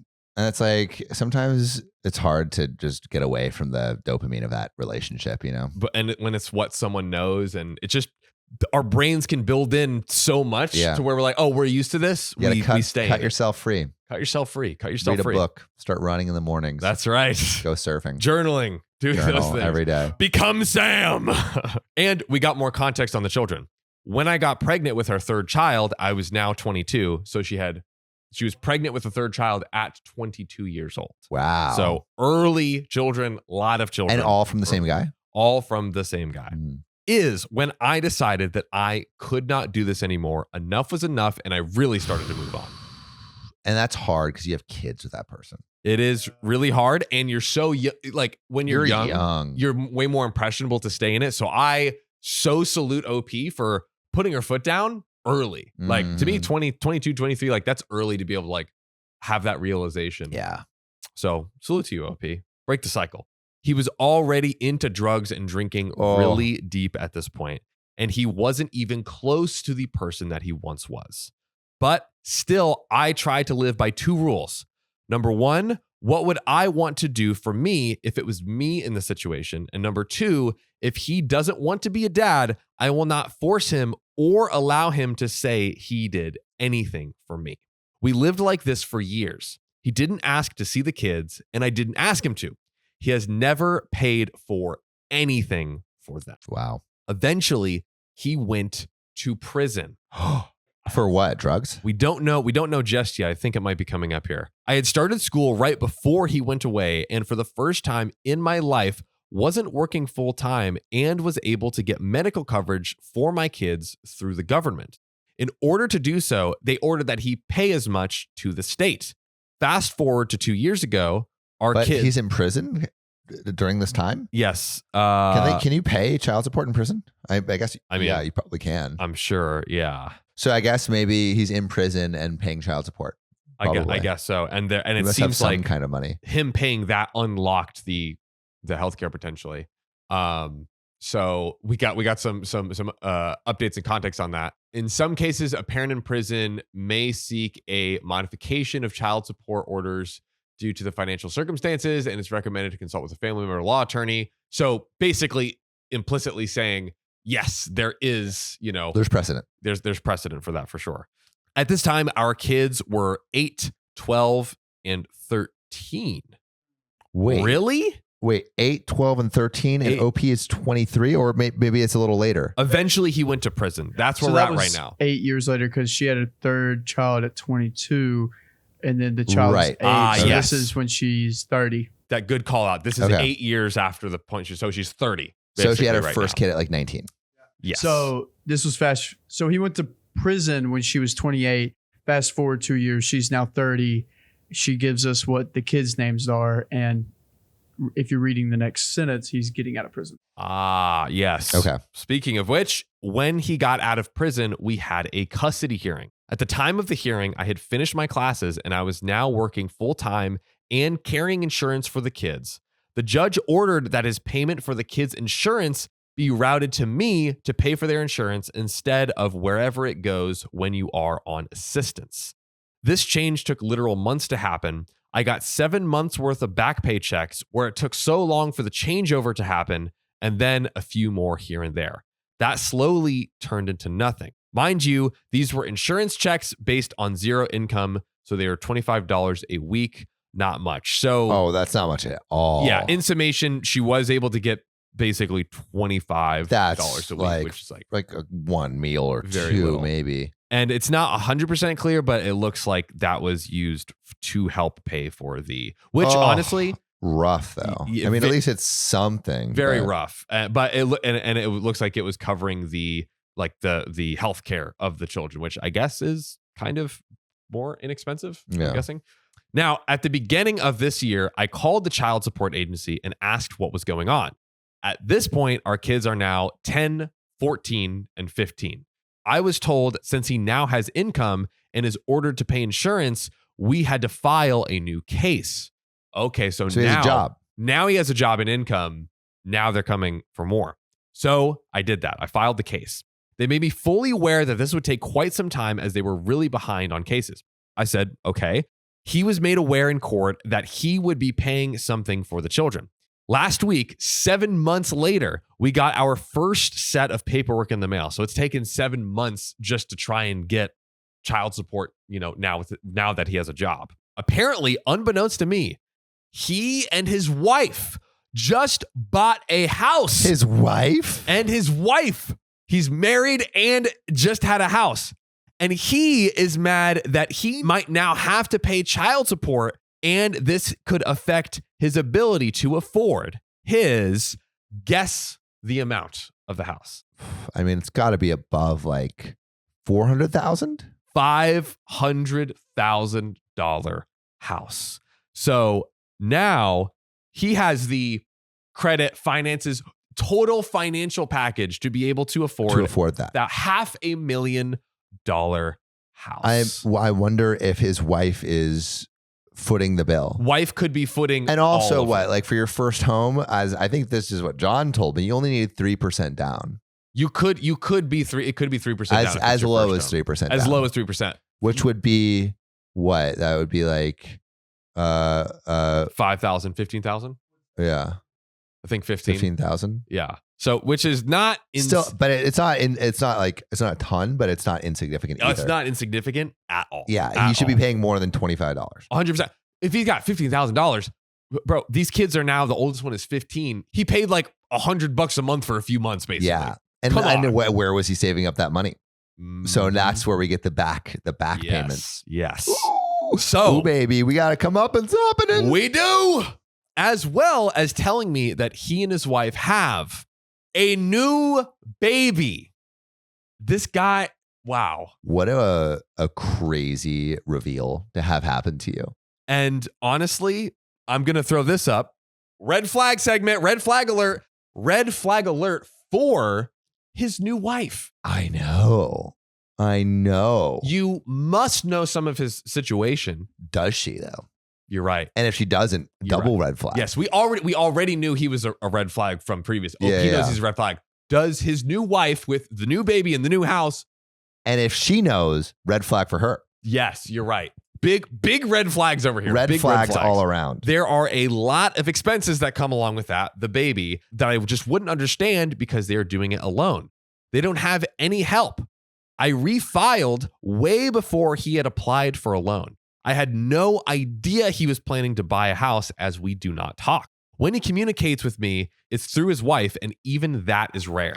Okay, so then she definitely knows about her. Yeah.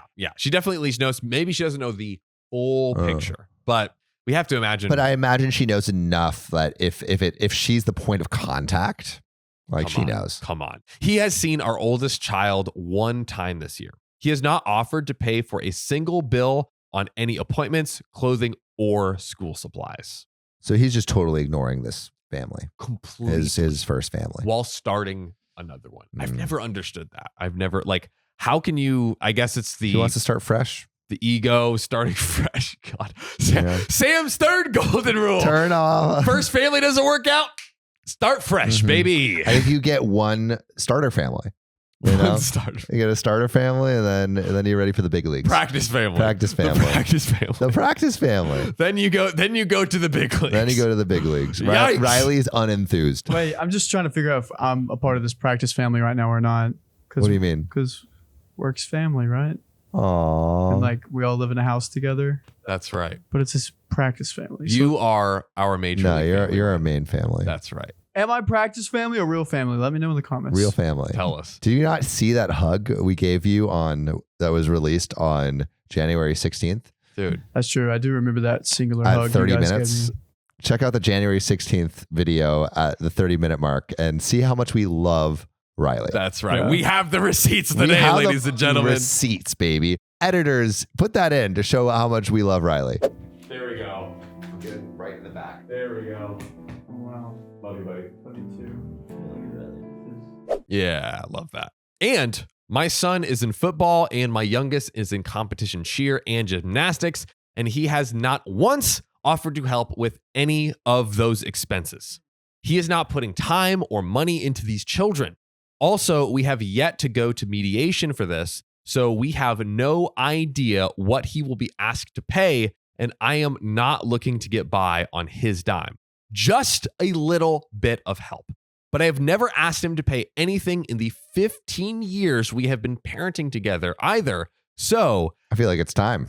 the question is, the OP is asking, am I the a-hole for asking now that he has the house, the kid? Not and at everything? all. Not at all. And I think there maybe possibly he was lying about some of his finances if he wasn't having to pay that much at all. I wonder, okay, you know what? You're inspiring Conspiracy theory? a conspiracy theory, okay? All right, take me on this journey. Let's say that the husband or the ex Yeah. was forging his finances all throughout this time. Who knows where he got this money, Yeah. but let's say he had this money and he was forging the docs. Well, forget about child support. We're talking what, like embezzlement, fraud, Oh yeah. a lot of other Man's going to jail again. a lot of other But at least he's going to white collar jail instead of violent offense jail. True, I guess. Yeah. Yeah. Yes. Yeah. So where they have like tennis courts and stuff. what if they Sounds pretty nice. try to get him in there? Sam always with these takes. Guys, go after him. Go get him. Yarg. He did the whole Elon Musk segment. Oh yeah, I'm gonna get torn yeah. apart for that too. That's going to be a good one. I Yeah. can't wait to read those. But yeah, do we think that he could basically go back to jail for like fraud? I think it's possible. I think it's possible, but it's I'm an hat, also but- thinking. I think it's for sure possible. Well, if they're married, can OP go after the wife's finances now because they're like per government a financial Yeah. unit? Yeah. So it doesn't even matter if it's her money or his. I honestly think that is probably the most likely scenario is that OP goes after the wife because, again, we're filling in between the lines and assuming, but I have to imagine the wife is providing a lot Of to help financial them, assistance. a lot of financial assistance to help with the house. But I would love to see this conspiracy theory made into reality. Let's get back into it. And also, let me know your opinions of white collar prison. So, yeah, tell Sam what you think below. And now we're getting into the big fat. Did you not juicy hear update. that they like have tennis courts in white collar prison? Oh, I'm sure they have tennis courts in Okay. white All right. collar jail. Yeah. What's bad about what I'm saying here? I don't know if there's anything bad about what you're saying there. All right, so that means John agrees with everything I'm saying. Incorrect. Incorrect. Done. I'm Done. uneducated. That's what I'm saying. All right. There we go. I got him, Don't rope boys. me in. I got him. He's roped. All right. He's tied and tasseled. That's me. Into the update. First, thanks for everyone who had good and kind advice. I also appreciate those of you who shared stories as it helped me feel better about quote unquote effing him over. His words, not mine. Taking care of your children is not effing someone over. How dare you try to steal this money from me to try to pay for the kids I didn't pay for? Don't you realize that was my practice family? I shouldn't be held accountable for my practice family. You can't mark it on my scorecard, babe. I spoke with my mom's attorney yesterday. He said that in my state, I can absolutely get back support as he knew he had children Run and it was up. actively not paying. Run caring it for them. up. Run that up, baby. That means in our situation, it may be hard for me to get back support from our youngest until he was 4, but he will work on it. So it seems like in certain areas, it's harder to get back support, but in general, But big picture. she'll get something. she will get something big picture. Not really a huge deal. I'll take what I can get with this. My ex signed the birth certificate of our 2 oldest children. Got Oh, it. so that's what They have the easily provable receipts for the two oldest. So he would need a DNA, just would need a DNA test, More paperwork. which very easy to do because she could get one of her kids to do a DNA test and then get the youngest to do a DNA test. And if they're related, then Boom. Yeah. Yeah, I that's love got to be. how educated we have become with these DNA tests. oh yeah, dude. A whole spin-off The show other could day, be done. DNA test came. Like someone talked about 23andMe and Ancestry at dinner yesterday, and I was like, Dude. "Boy, do I have things to tell you." Let me tell you something. Let me tell you about the Pandora's box you just opened. Oh, you thought that was a cute little DNA test? Well, did you know your grandma cheated on your grandma? Gotcha, bish. We were not together when I had my youngest. We slept together one time. Ugh, I know. And I knew the type of parent he was at that point, so I never called him and told him. His brother absolutely told him, but he never called me to confirm until the day he was born when he showed up to the hospital unannounced. That being said, we did not sign a birth certificate, and we didn't do a DNA test until he was 4 years old. So okay, so they that's- do know. They do know, but earlier they said it's hard to get the back support from 4 years old to birth. That 4 year time period. I see. basically. I see. So before they did a DNA test. Yes. Yeah. Okay. The attorney also contacted the child support office. They sent a few papers for me to fill out. I faxed them in this morning, and now I'm waiting on a call. For those of you saying I should have married him before we had kids, seriously? Question mark. I'm glad I didn't. Me too. Yeah, facts. I would have been stuck married to this man for so long as he was MIA, missing in action most of the time. Also, where I live, the father of the child has no legal rights to the children. Does MIA mean missing in action? That's exactly what it means. Whoa. Old military phrase. Do you know what KIA means? Kissing in action? Oh, God. Military wise. He's like, I don't know about other circumstances, but Killing in action. Killed in action. Killed in there action. you go.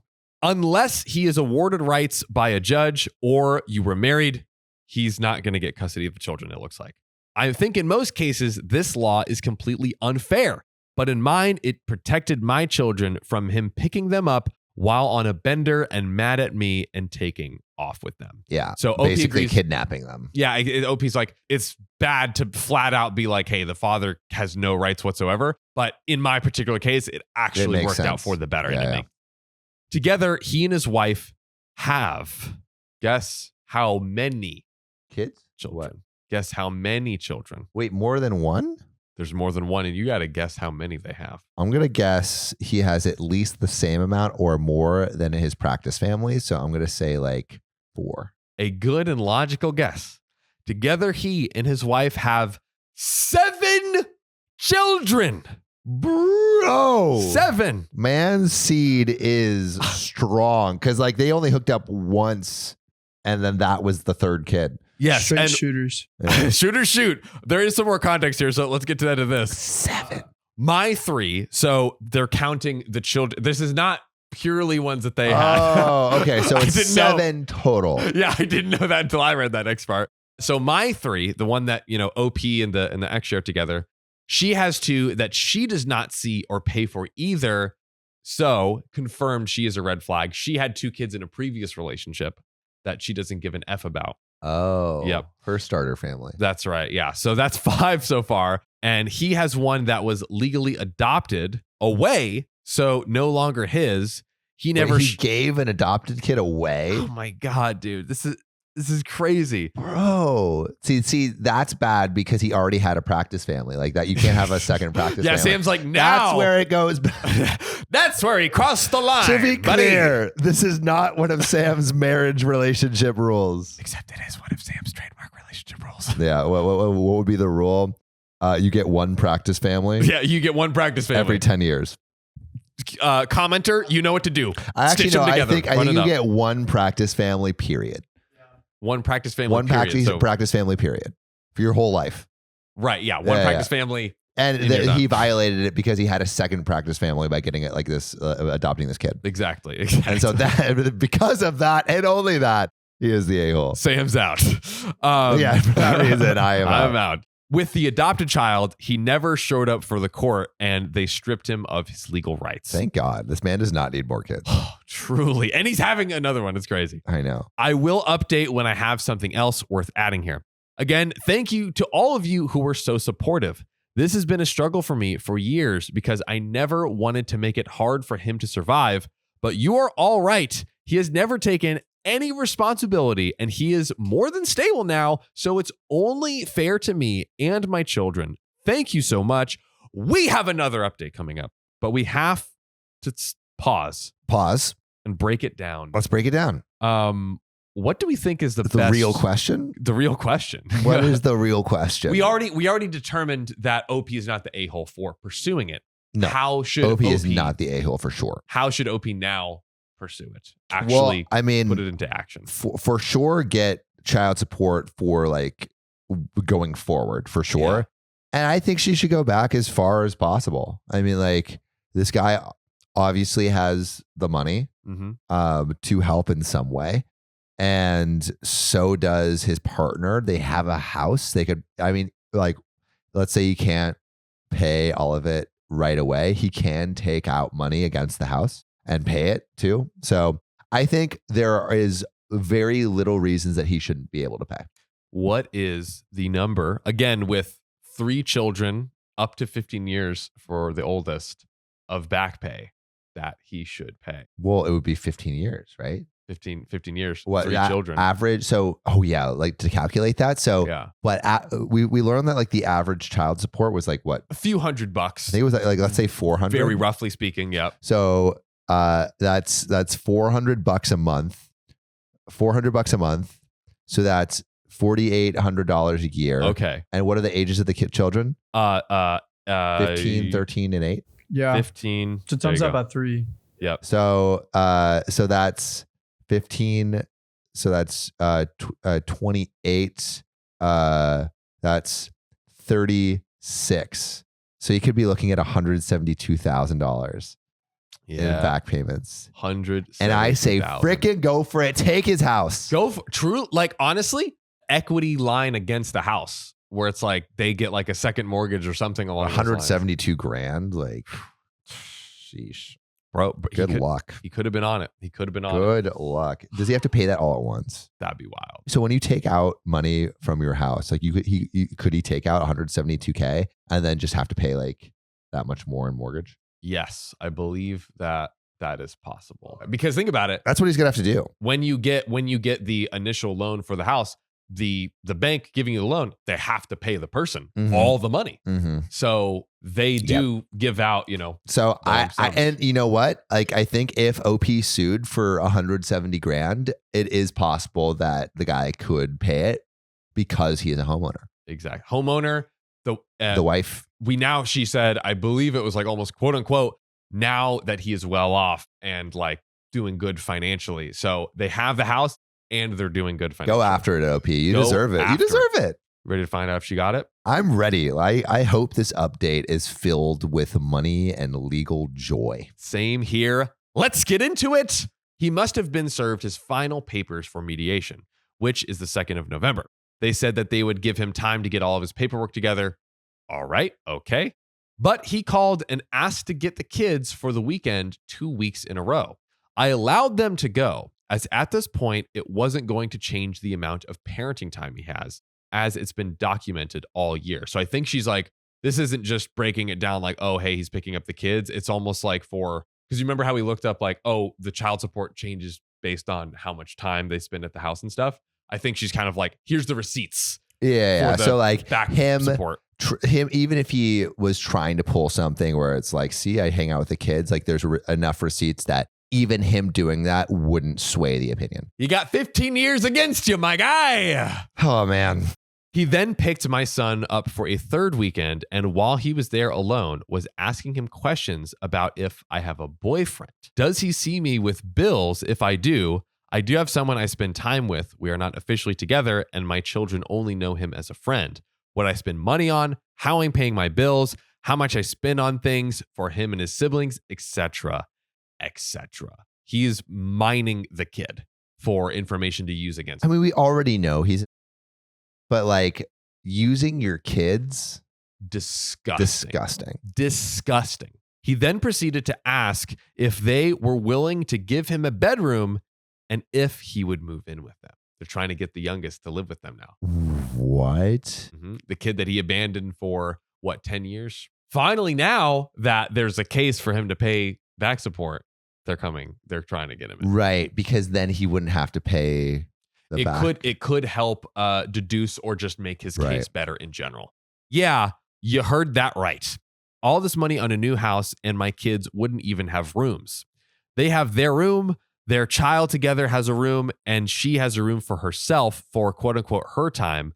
And they were considering turning the basement into another room. So my children are sleeping on the couch when they visit. They basically have 2 extra bedrooms. That is so whack. Wow. My God. So I feel like that proves the point that he actually doesn't care about them. He's just trying to get out of possibly having to pay something. He's just trying to leverage these children to get out of paying. What a terrible person. Awful. What a terrible person. I decided not to confront him about any of this. I just documented it for the attorney and passed it on. But better to do that, catch him off guard. Playing your cards right.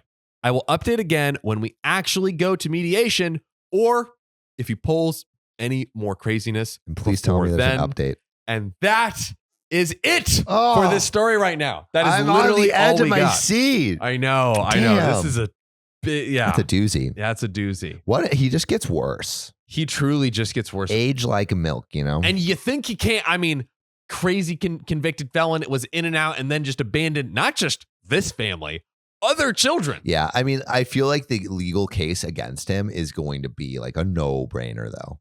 And also, one, it's crazy that the wife basically had the same pattern. So I guess they belong together, that she married him. And now basically because she married him, she's going to possibly get saddled with the financial consequences. Exactly. Yeah. Yeah. That sucks for her, but also it sounds like she kind of deserves it a little bit too. She kind of deserves it. And this just connected to my brain. It's low key could be a get out of jail free card for him, because if it's all her money and her finances, technically, if you look at it, not paying anything still. Yeah, and she's responsible. She's responsible because if you get married, it's like your financial, all your finances could be merged. If they have a joint account, the court could be like, account. Yo, you got this joint account right now today as of this hearing. At the very least, the house they probably own together. So if they have to take out money against the house, this is a tough. I'm wondering from anyone in the comments below, have you seen any situations like this? Have you been in a situation? I imagine we definitely have some parents that have gone through either divorces or have done some kind of back payments potentially for child support. I would love to know your stories. Yes. Share advice, stories. We want to hear it all below. Am I the a-hole for disowning my adoptive son since he chose his people over us? Please define. His people? Yes. We will. So this comes from Throwaway 8578, and they say, I know this title is a bit weird, but this was the best way I found to translate what was said. Obligatory apologies for bad grammar and or spelling. This does not take place in the US. All right. So let me give you a little backstory and background to the situation. About 19 years ago, me and my husband had been driving on a highway back from a small vacation when along a particular long stretch of road, absolutely no buildings around, only a ton of grass and hills as far as the eye could see, we spotted a little boy just sitting by the side of the road. Put I see you in the chat if you know what's going to happen. I feel we're going to get a little Moses story going on here. Like I mentioned, there was nothing around 4 miles and no cars close to where the boy was. So we decided to stop and see if everything was okay. When we got closer to the boy, let's call him Jason, fake name, it was very easy to see he was dirty and malnourished since the only thing he had on were some diapers. He was so small, it didn't look like he could be older than 3. I later found out he was actually 5. We asked him why he was alone, and he told us that Mommy and Daddy put him here and told him to wait. There was no cell signal in the area, so he did the sensible thing and brought him back to town to the nearest police station. So it sounds like this kid got abandoned. Yeah. Wow. To make a long story short, and this is going to be a long story long, there's a lot to this story. CPS was called. We discovered his parents were some druggies that were on the run from a felony. Wow. The only other relative Jason had was his grandmother, who was very mentally ill and couldn't take care of him, and we felt bad. He went into foster care soon after, but we felt bad for the kid and kept in touch with his caseworker. I had, and still do, have an extremely well-paying job at the time and could easily afford a decent lifestyle for a small family. So after a few months of discussions between ourselves, the caseworker, and some bureaucracy, we formally adopted Jason. This is the Roadside Kid, which would be a great name for a blues band. Rose.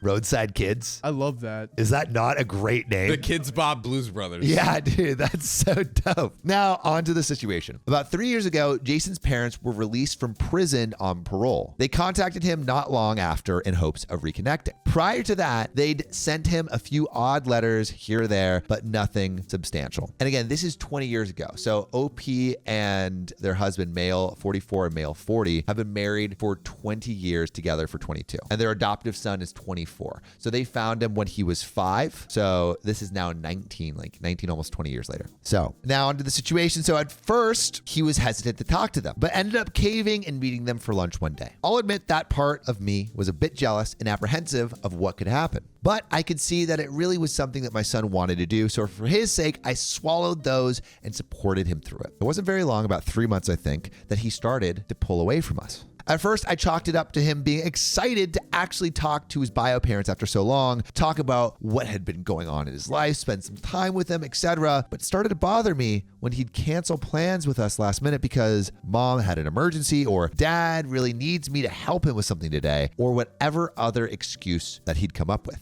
Do you see an ICU? I see an ICU. So my ICU potentially is homophobia. That's my ICU. Wow. I was not seeing that ICU at all. I don't know if that is true. Yeah. But I could see if these parents are like not good, druggies, like bad influence, I could see them influencing him badly. My conspiracy theory is that the family is using him for something, or like trying to get back into his life to get, I don't know what you could get out of your kid that you abandoned, but I feel like they're using him.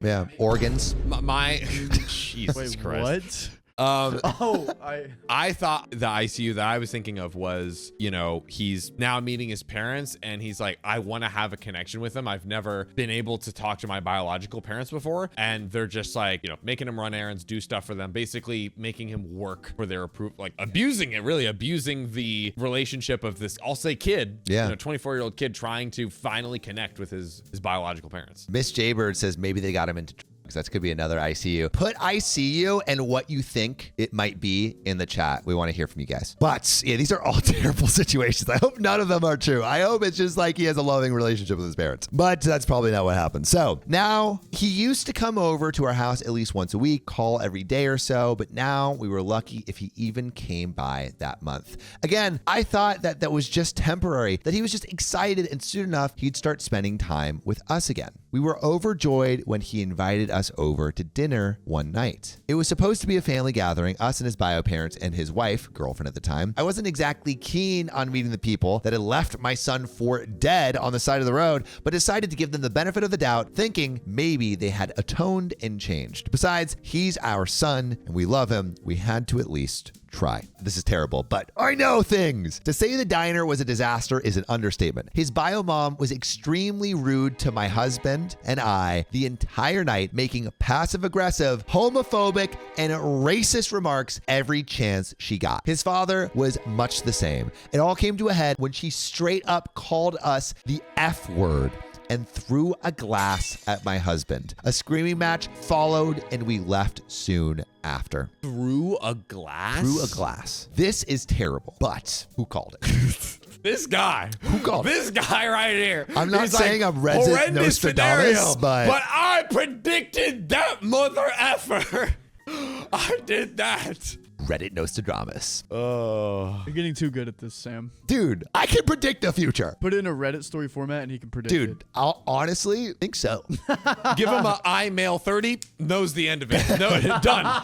You don't need to read any more. The next day, Jason apologized profusely and promised they'd never do something like that again. I told him neither me nor my husband wanted to have anything to do with them and would appreciate if he understood that. He seemed to, but continued to pull away the next few months. And that leads to what happened last week. Jason proposed to his girlfriend about 9 months back and has been preparing for the wedding ever since. Of course, we were overjoyed for him. But a few months went by, we've seen this before, and no invitation came. Every time we asked Jason, he would say they hadn't been sent out yet and change the subject. Well, last week, my husband saw a Twitter post from one of Jason's friends, his groomsmen, that went a few weeks back with the invitation in hand. We confronted Jason about it the next time he came over, only for him to drop the bomb on us that we had not been invited. We asked why. Why, John? Why? I want to know too. And he said his parents didn't want us there and wouldn't come if we did. So whose side are you on, Jason? Where do your values lie? Do you want to punish the people that have been there for your entire life, or the homophobic junkies that just came in when it was convenient? It's your choice, my boy. Jason, you're the a-hole. I was effing furious. I asked him how he could choose those pieces of human garbage, those pieces of trash, over us. Why were they so important? What did we do to deserve this kind of treatment? His answer: they understand me better. They're my people. Ouch. Ouch, ouch, ouch. At this point, my husband was crying, asking how could he do this? I've only ever been truly angry a few times in life, and this moment managed to top all of them. I threw him out right then and there and told him to never come back, that he wasn't our son anymore. I spent the rest of the day hugging my husband and trying to calm him down. The next day, I canceled everything that we paid for the wedding, which was basically everything important, even the ones we couldn't get a refund on. Of course, Jason had the gall to call and scream at me, asking how I could do that to him. Where would he find replacements for a wedding that was supposed to happen only a few months from now? I told him I didn't give a crap and said maybe you should ask those two leeches you call parents for some help. 19 effing years of my gosh darn life spent raising and loving a kid that I considered to be my own son, only to be treated like garbage, giving blood, sweat, and tears so he would have a good life, all the love we could possibly give. And that's what we get as a reward. Also, to anyone who has thoughts on this story, please DM Riley and we will call you. As for why I'm asking if I'm the a-hole, obviously Jason's the a-hole, but I think OP is probably going to ask, are they the a-hole for canceling everything? And Yeah, stuff? for their reaction. Yeah. Some people have been calling and messaging us, mostly Jason's friends and a few of our family members, calling us heartless and monsters for doing what we did to him. And that's honestly got me questioning if I went a bit too far in anger. After all, parents are supposed to love unconditionally, right? But if so, how do we ever get over something like this? How can we deal with this feeling of betrayal? Are we justified in feeling that? So am I the a-hole? There is an edit. 2 edits. Edit 1, I've added a comment for the clarification on a few points you've seen asked in the comments. Edit 2, I'm seeing quite a few racist comments in this post, and to those people making them, F you. But, John, obviously Jason, ungrateful piece of crap son, right? Yep. But is OP the a-hole for basically saying, you are no son of mine, canceling all of the wedding stuff, and kind of like, I don't know, slamming the door on, like the Jason slammed the door on them, and then OP slammed the door right back. So breaking it all down, I think first talking about Jason the son, I think and theorize, and obviously I'm no expert and could be wrong, but I think and theorize what I said earlier, which was he wants to build this road with his parents that like abandoned him, right? And he's having this, I don't even know what the term for it would be, but he's trying to get back in their good graces, even though he's never had their approval. He's never even had them involved in his life. And I think we talked about this in a story before, but he's probably trying to curry their favor. Yes. Because he doesn't want to be abandoned again. And so there's this deep psychological thing of like, he was abandoned by these people and he just desperately wants their approval for any means. So that's not an excuse for his actions. No. But I think it gives us a little understanding. I think it's deep trauma, and that does deserve to be called out as what it is. Now onto the parents. The parents sacrificed so much. They raised this kid that they weren't expecting to. I think did just taking on the task. That alone is doing a great job. Loving this kid. You know what? I think I'll say everyone is the a-hole here, because even though Jason has very deep traumas that he definitely deserves to have help with to work through, I do not think that's something that his parents deserve. That when I say his parents, I mean his adoptive parents, like the people that raised him. And then on the flip side, I honestly don't even necessarily know if I blame OP for the initial reaction of being so hurt after giving that much love and life. But I think you kind of, after settling down, maybe realize that maybe maybe it is the trauma and him trying to desperately get the approval of these two people that are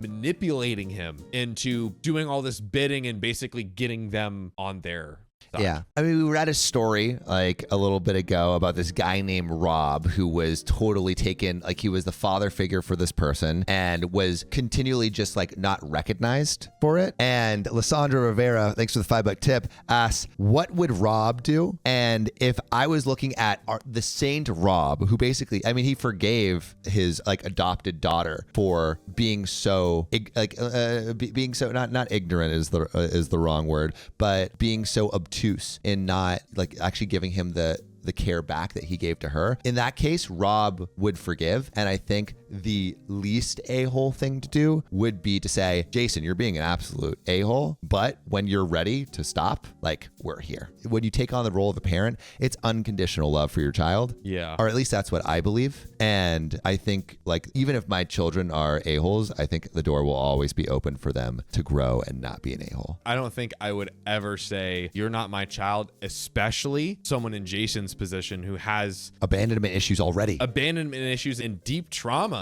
That hurts too. Yeah. Katie Lynn, inconsiderate. That's the word I was looking for. Thank you.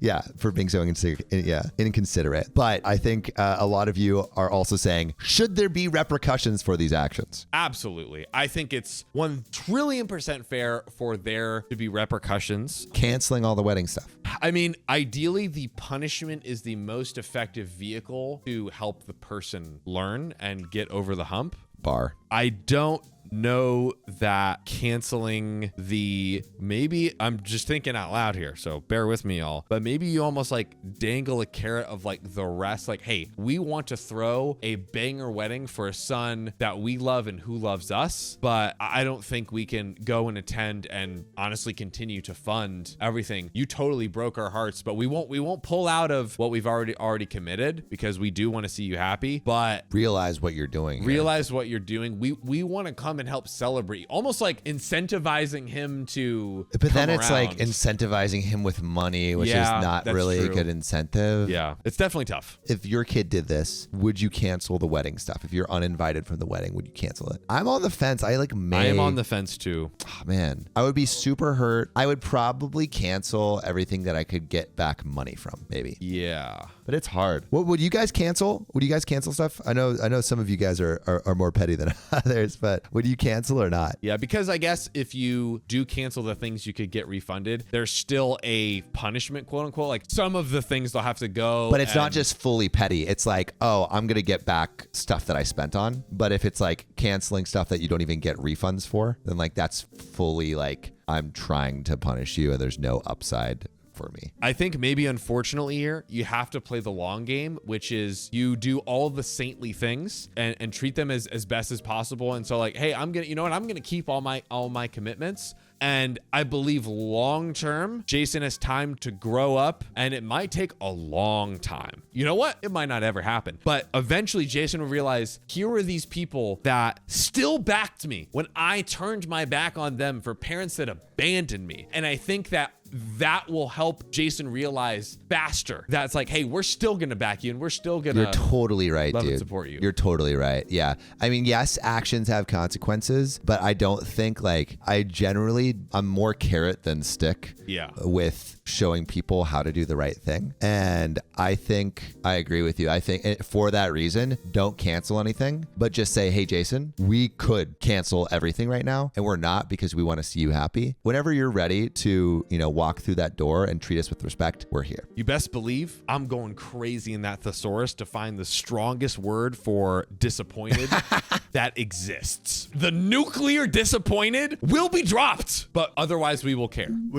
Oh, sorry, go ahead, Sam. Oh, I was just going to say, one of Riley's worst fear is John saying that he's disappointed. And just know that carries some weight. Yeah. Hearing it from him would crush me. From Sam, like, I'll be like, I'll probably be down for a day, but then, like, I'll get back up. But hearing it from John, dude, I wouldn't know what to do. But you've never given me any reason to ever be disappointed in you. Oh, and I always worry that I do have a reason for him to be He will disappointed never in me. have to use the thesaurus. Exactly, dude. donos before we do our call-in from one of our fans. But if you guys want to read those off before we do that. Sure. Sure thing. Foxy Cat, thanks for $5. What do you do when your hubby had intentions to get a spicy massage without your knowledge? Sorry, random, need advice. That's a big one. You talk about it. Yeah. Because if that's not in your relationship contract. Say, I don't want that, and don't do that. Yeah. Yeah. And if he does that, then harder conversation. Yeah. But you need to have a conversation right away. That's true. Forgetful Sophie, thanks for the $2. Pay for a wedding you're not invited to. Please be for real. Yeah, I think, there's probably a lot of people in the comments right now. Yeah, I totally understand. Like, I would understand someone wanting to not do that. Yeah. I think what we're trying to think is, what is the least a-hole-ish thing to do? Because I think we're about growth on this show, and like what would actually help someone grow. Like, I think, John, you said it beautifully. Just replay what John said. Like, whatever helps that person grow best is what you should do. And I think what John said was the thing that would help grow best. We're growers. And showers. But so Forgetful Sophie actually donates another $5. But being a parent doesn't give you exclusive access / raising them isn't a fail-proof method of them being good people. This is just yeah. It's like you can do all you can, and it's not on you ultimately. They still have free will. Yeah, exactly. Exactly. Matt Hattergal for the $5. My money is on that the birth parents want their child to give them money. When he says no, they will bounce. Ooh. Maybe that's down the pike. That's a good one. They might be warming them up. And then Elite Technician, thanks for the $5 on the donor link. This sounds like what my boyfriend's family is going through with his sister. That would suck. I'm sorry you're going through that, Elite Technician. But if you want to have us console you and work through that, send it in. Yeah. And also, our entire members only community disagrees with us and says, what would you do? 90% of you said cancel. Yes, but let's get more Ducks' opinion on this. So yeah, the question is, would you cancel or would you not? Here we go. Hello. Hello. More Ducks. How's it going? That's going great. How are you guys? Very well. So question to you. Would you cancel or would you not? And why? Well, as a petty ass person, I would say take everything. But as a parent, I think I would do like one big payment and say, like the most expensive thing, and say, this is a gift to you. So you can still show them that you're still there. But then cancel the rest of the things that you could get like refunds for. Oh, yeah. I mean, you're still petty, Yeah. And I mean, in defense of that, I think it does, because one could argue like, oh, you're rewarding bad behavior by still paying for everything. You're giving them a little, which is like, hey, I'm still going to support you. I still love you. I'm going to be here for you when you're ready. And I'm, doing this, quote unquote, good thing for you, giving you a gift. But also your actions have consequences at the same time. So here's some consequences. Kind of a sweet spot. It's kind of a best of both worlds, to be honest, more Ducks. Oh, yeah, for sure. And then, I mean, at that point, he'll have to realize that, the parents more than likely will straight up run back away from him and realize that they're not going to be there to pay everything for him. Yeah. And with time, he'll probably learn. But as John said, might take a ton of time. And that's kind of scary. Like, I mean, you're a parent, more Ducks. Like, how scary would it be to basically, you're almost like letting your child go free into this like dangerous path, quote unquote, that you don't know when they're going to come back? Like, how would you feel? I'm assuming my entire heart will break and I will worry about them every day. But in the end, I mean, I just got to hope and wish that I did a good job raising them. Yeah. Yeah. My dad's favorite parenting quote is like, your kids are not your own. They're the sons and daughters of tomorrow. They come through you, not from you. You are the bow from which their arrow flies. Oh, that's beautiful. That is beautiful. Thank you so much for calling in, more Ducks, and giving your perspective. All right. Thank you, guys. I love y'all. Love you too. Back. Chat soon. Bye, guys. Bye. Why is our community so good at like giving advice? It's so good. I do like that. I feel like that's like a perfect sweet spot. I probably sound like a broken record at this point, but I love when we're able to hear from people who have the perspective of the people have been through. We got a call just recently that like, oh, they had an emotional affair. We had a call from a parent. Like, these are people that are really close to the scenarios we are talking about, giving their POV, which is so valuable. But that is where that story ends. But not where this episode ends, because we're going to get into this next story, which is The last one. My family demanded I raise my late husband's affair kids. I refuse. Don't think I will. Why would you not? Yeah, that's an affair I don't want to get into. So my 45 female husband, 49 male, of 23 years had an affair with a 20-year-old girl since 2020. I found out this year when his affair partner gave birth to twin boys in March. Oh, not affair twins. Affair twins. You already thought it was a lot. Double the trouble. Double trouble coming this March. Oh. Obviously, we were going to divorce. We've been hashing things out since it's been a lengthy process due to some properties in common, and we needed to get an accountant since he used the shared account for his affair. Oh, man has no shame. When you're putting your affair partner on the business card, dude. Hey, when you're getting busy. That's true. That's some business. You have to put it on the company card. Like, how do you keep track of your wife, your mistress, and your two affair twins? You got to have your assistant in there. Yeah, you have an accountant keeping track of all of your affair partners, all your mistresses. Yeah, this one's a write-off.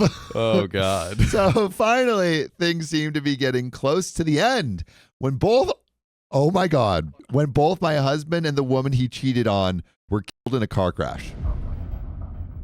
I don't remember the last time a story has been this insane in the first 3 sentences. In the past. Jesus Christ. What's wrong with us lately? We've been on. All of us have said something insane lately. Oh, wow. By the way, this comes from Scaredy Cat 1122 on the Best Reddit Update subreddit. So, by some miracle, the twin babies were not harmed in the crash. Let's go. Now they are orphaned. God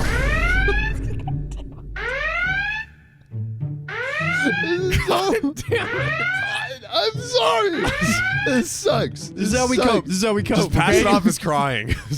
Yeah, the YouTuber. I see. Look, the Logan Paul. I am crying right now. I've made a severe and continuous lapse in my judgment. Not from laughter,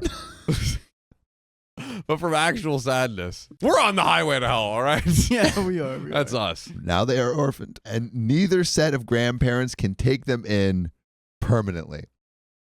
My husband's parents are both in assisted living. He has no siblings, and the only aunt that could take them refuses.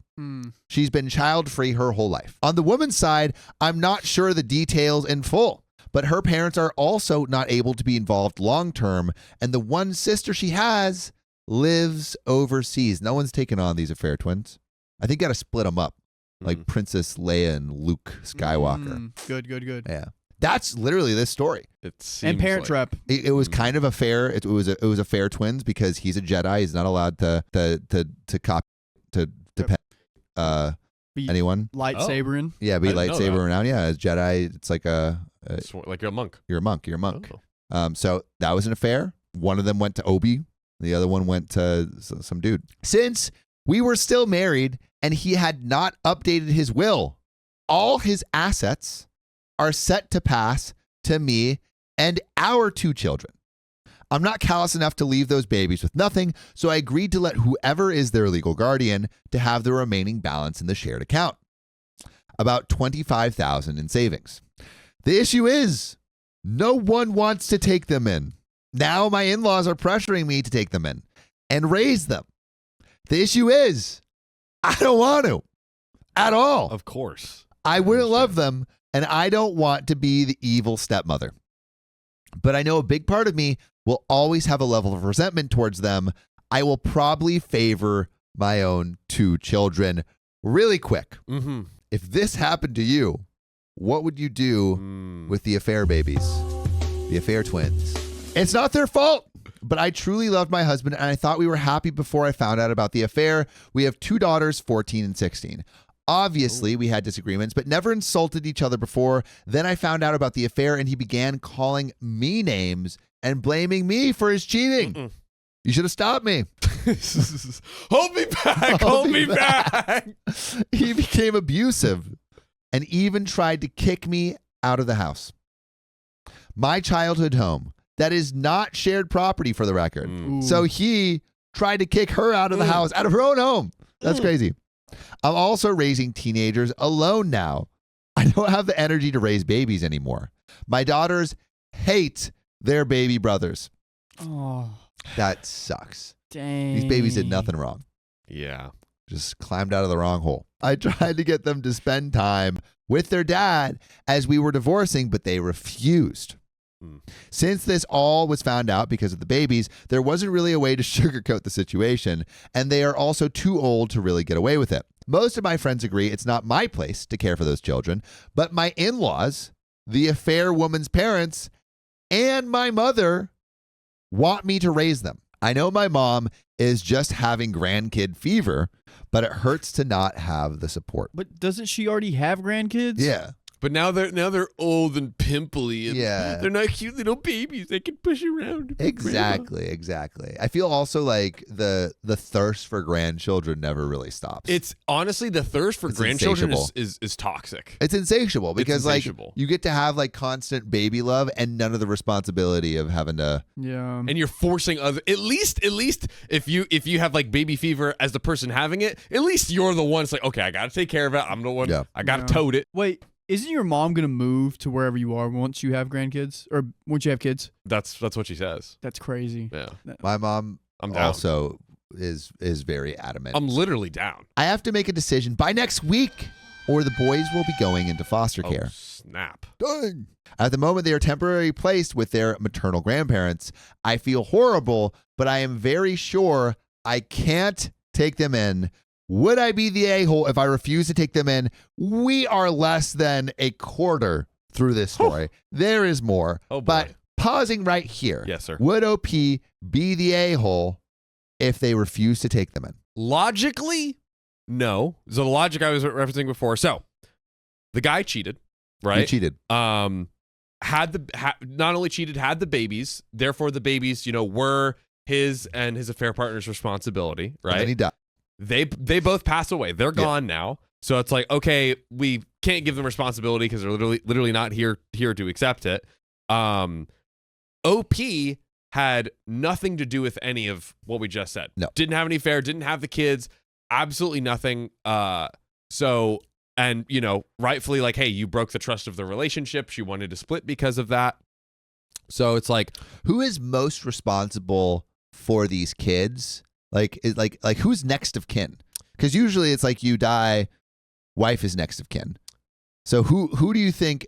Do you think is there anyone Grandparents. who's but grandparents? are they? What was their situation again? Yeah, They're they still talked alive, about right? everyone, and everyone was either out of country or too old to take The care. children's grandparents you're talking about? Yeah, the fair Yeah. baby's grandparents. Yeah. Both of them just said can't take him in. One of them was because they're too old. The other one is because like I don't know, they don't want to. Yeah. So it's like, okay, listen. Yeah. So it's for the two pairs of grandparents. That's the next step, right? It's Yeah. like, because if you follow, then again, the line of logic, you gave birth to a child. So you're like, okay, which is the affair husband. Then therefore they had a child. So it's like, that's where the chain goes back up to, right? Yep. So if both of them, it's like, no, you can't shame me into it. This is your responsibility. Like, Yeah. you know. Once you broke the trust of the marriage, now it's like I don't have any responsibility. To Plus, this guy. like, she's not related to them. She didn't have the choice Yeah. to, do the spicy sleep to create all of the check boxes. OP is removed. Yes, was she married to this guy? Yes, but look at all of the other things. Yeah. Like, I feel like that just cancels out the fact that they were married. I think the Sorry. grandparent. I don't think it should be the siblings. I think the grandparent should take the kids in. Yeah, and then the siblings aren't either. Like, if you live far away, who can't raise them in fucking Australia? I cursed. I'm sorry, guys. So I think. What would you do personally? I liked your idea of, honestly, I would have to think about it. There's definitely a world where I do take care of them, but also I think I would, if I did going into it, I'd be like, I know this is not my responsibility, I love your idea of overseeing the like inheritance, the 25K or whatever it is, and the adoption to make sure and see how long the adoption process is. Could take a long time. Maybe you temporarily take custody just to make sure they don't go into foster care. Make sure they're passed off to the right adoptive parents, and then move on from there. That's what I think we should. I think that's the most like angel thing to do, or the most angel thing to do is just to take care of the kids. but it feels too much Angel. It's too much. And also it's like, it doesn't seem like OP would be able to do that because of the resentment. Yeah. I think like the medium Angel thing to do is oversee the adoption, like you said. And like, it's not an a-hole thing to do, but it's like the most neutral is just let them go to an adoption, which, or let them go into foster care. As tragic as it is, and maybe we'll discuss more in the story, there's absolutely an argument for that's okay because all of this happened to OP. Yeah. So it's tough. Yeah. It's tough. But we're going to get into this next update. Let's do it. You guys ready? Sure. We're so far from being over. Hey, everyone, this blew up far more than I thought, and I appreciate the well wishes for my girls, the boys, and myself. Also, for the amount of people offering to see about giving the twins to a good home, I might not be their mother, but it does touch me and makes me glad there's good people out there. After thinking carefully and speaking to my lawyer, reading responses, doing research, etc., I plan to speak to the grandparents tomorrow and refuse to take legal guardianship of the boys. So OP is not going to take guardianship, which means she's not going to oversee adoption. She's not going to be raising them, but she is going to maybe see if she can pass these off to the grandparents, which we all kind of agreed was the next person who should be taking care of them. Yep. I will let them know of the usernames of people that offered meeting for private adoptions or fostering. Damn, Reddit be helping people adopt? I mean, honestly, I could see it. The story goes crazy and like, that's awesome. But my daughters are my priority. It'll be up to the twins' grandparents to decide if they'll proceed with adoption, keep them, or turn them to the state. I wish I had the mental capacity to be the person to do this, but I have two girls that are going through a lot and they need my full attention. Just imagine from the daughter's perspective. First, you find out your dad is cheating and then like harassing your mom, trying to kick her out of her own family's passed down house and everything, and then dies in a car crash. The emotions that they must be going through is insanity. Yeah. Right? Yeah. And like you're a teenager, you're already, it's like, oh, boys and whatever else, school drama, but you got like that load dropped on you as a teenager. And you can't be a teenager anymore because you have to like emotionally pick up and take on this whole thing. Yeah. I'll also be talking to lawyers to figure out if the boys have any inheritance claim properly. If they do, I'll separate it and leave it to the lawyers to do what they need to do for them to have access when it's best. If they don't, I'll find a way to ensure they have access to the $25,000 I was going to give them since the beginning. I won't do more. My moral compass might be biased, but I don't believe I'm obligated, neither morally nor legally, to do more than what the word of the law says. I can't help everyone, and I shouldn't have to. I have two girls that lost their father, two girls that need therapy, two girls just about to get to college. They've gone through enough without seeing their mother favor the children of their father's mistress. And there is an update. But what do we think about that logic? Basically, OP's like, I'm going to do what the letter of the law says, but I'm not going to do more because my immediate family is what takes precedent. Yeah, it's just like you just can't blame her because literally none of this is her. None of the actions she did caused this to happen. This happened to her. Yeah. And I think don't you can't put them on the street or anything, but yeah, it's like, okay, follow the law and just like pass them off to the next thing and try for the grandparents. That's the best case scenario. Yeah. I say that's good, not the a-hole. But let's see what happens in this glorious update. So as I said 2 nights ago, I went yesterday to speak to the twins' grandparents. I explained my position and refused to take guardianship of the boys. My mother-in-law almost slapped me when I said that. But thankfully, this was all that was done. Just and then put a hand down. Nice. In a public place. And my father-in-law stopped her. So I guess it was more like, ooh, yeah. The maternal grandparents kept pleading for me to raise them since they didn't want to lose them. Maybe you raised them yourself. Literally. You got all that experience, Granny. I kept saying no. And when they called me selfish, I lost it. I told them to their face, the only selfish people in this mess were them and their son and daughter. Their son, my husband, for cheating and then making the divorce hell on me and my girls. Their daughter, because she was I used another word, that went after a married man twice her age. Ouch.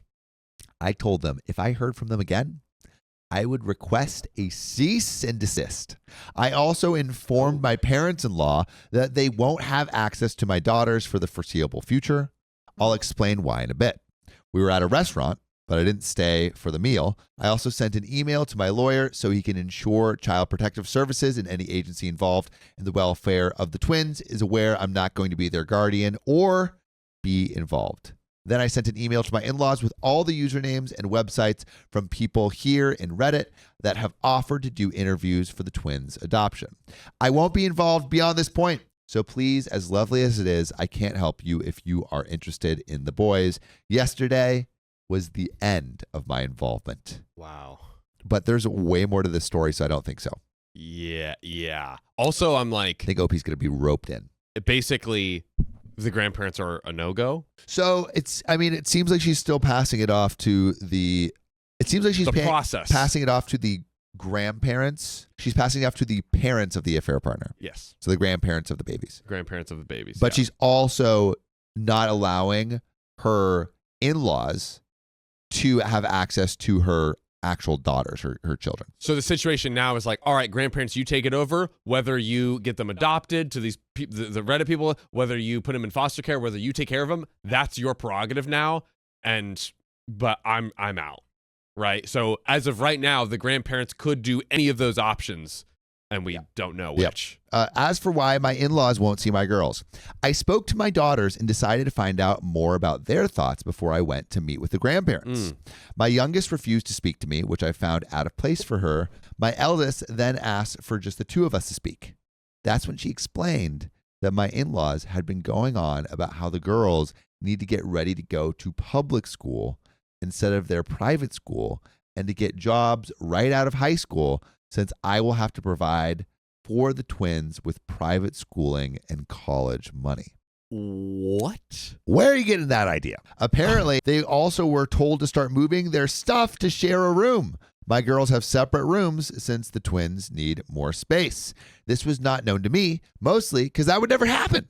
Apparently, my in-laws have been basically bullying the girls because babies take priority.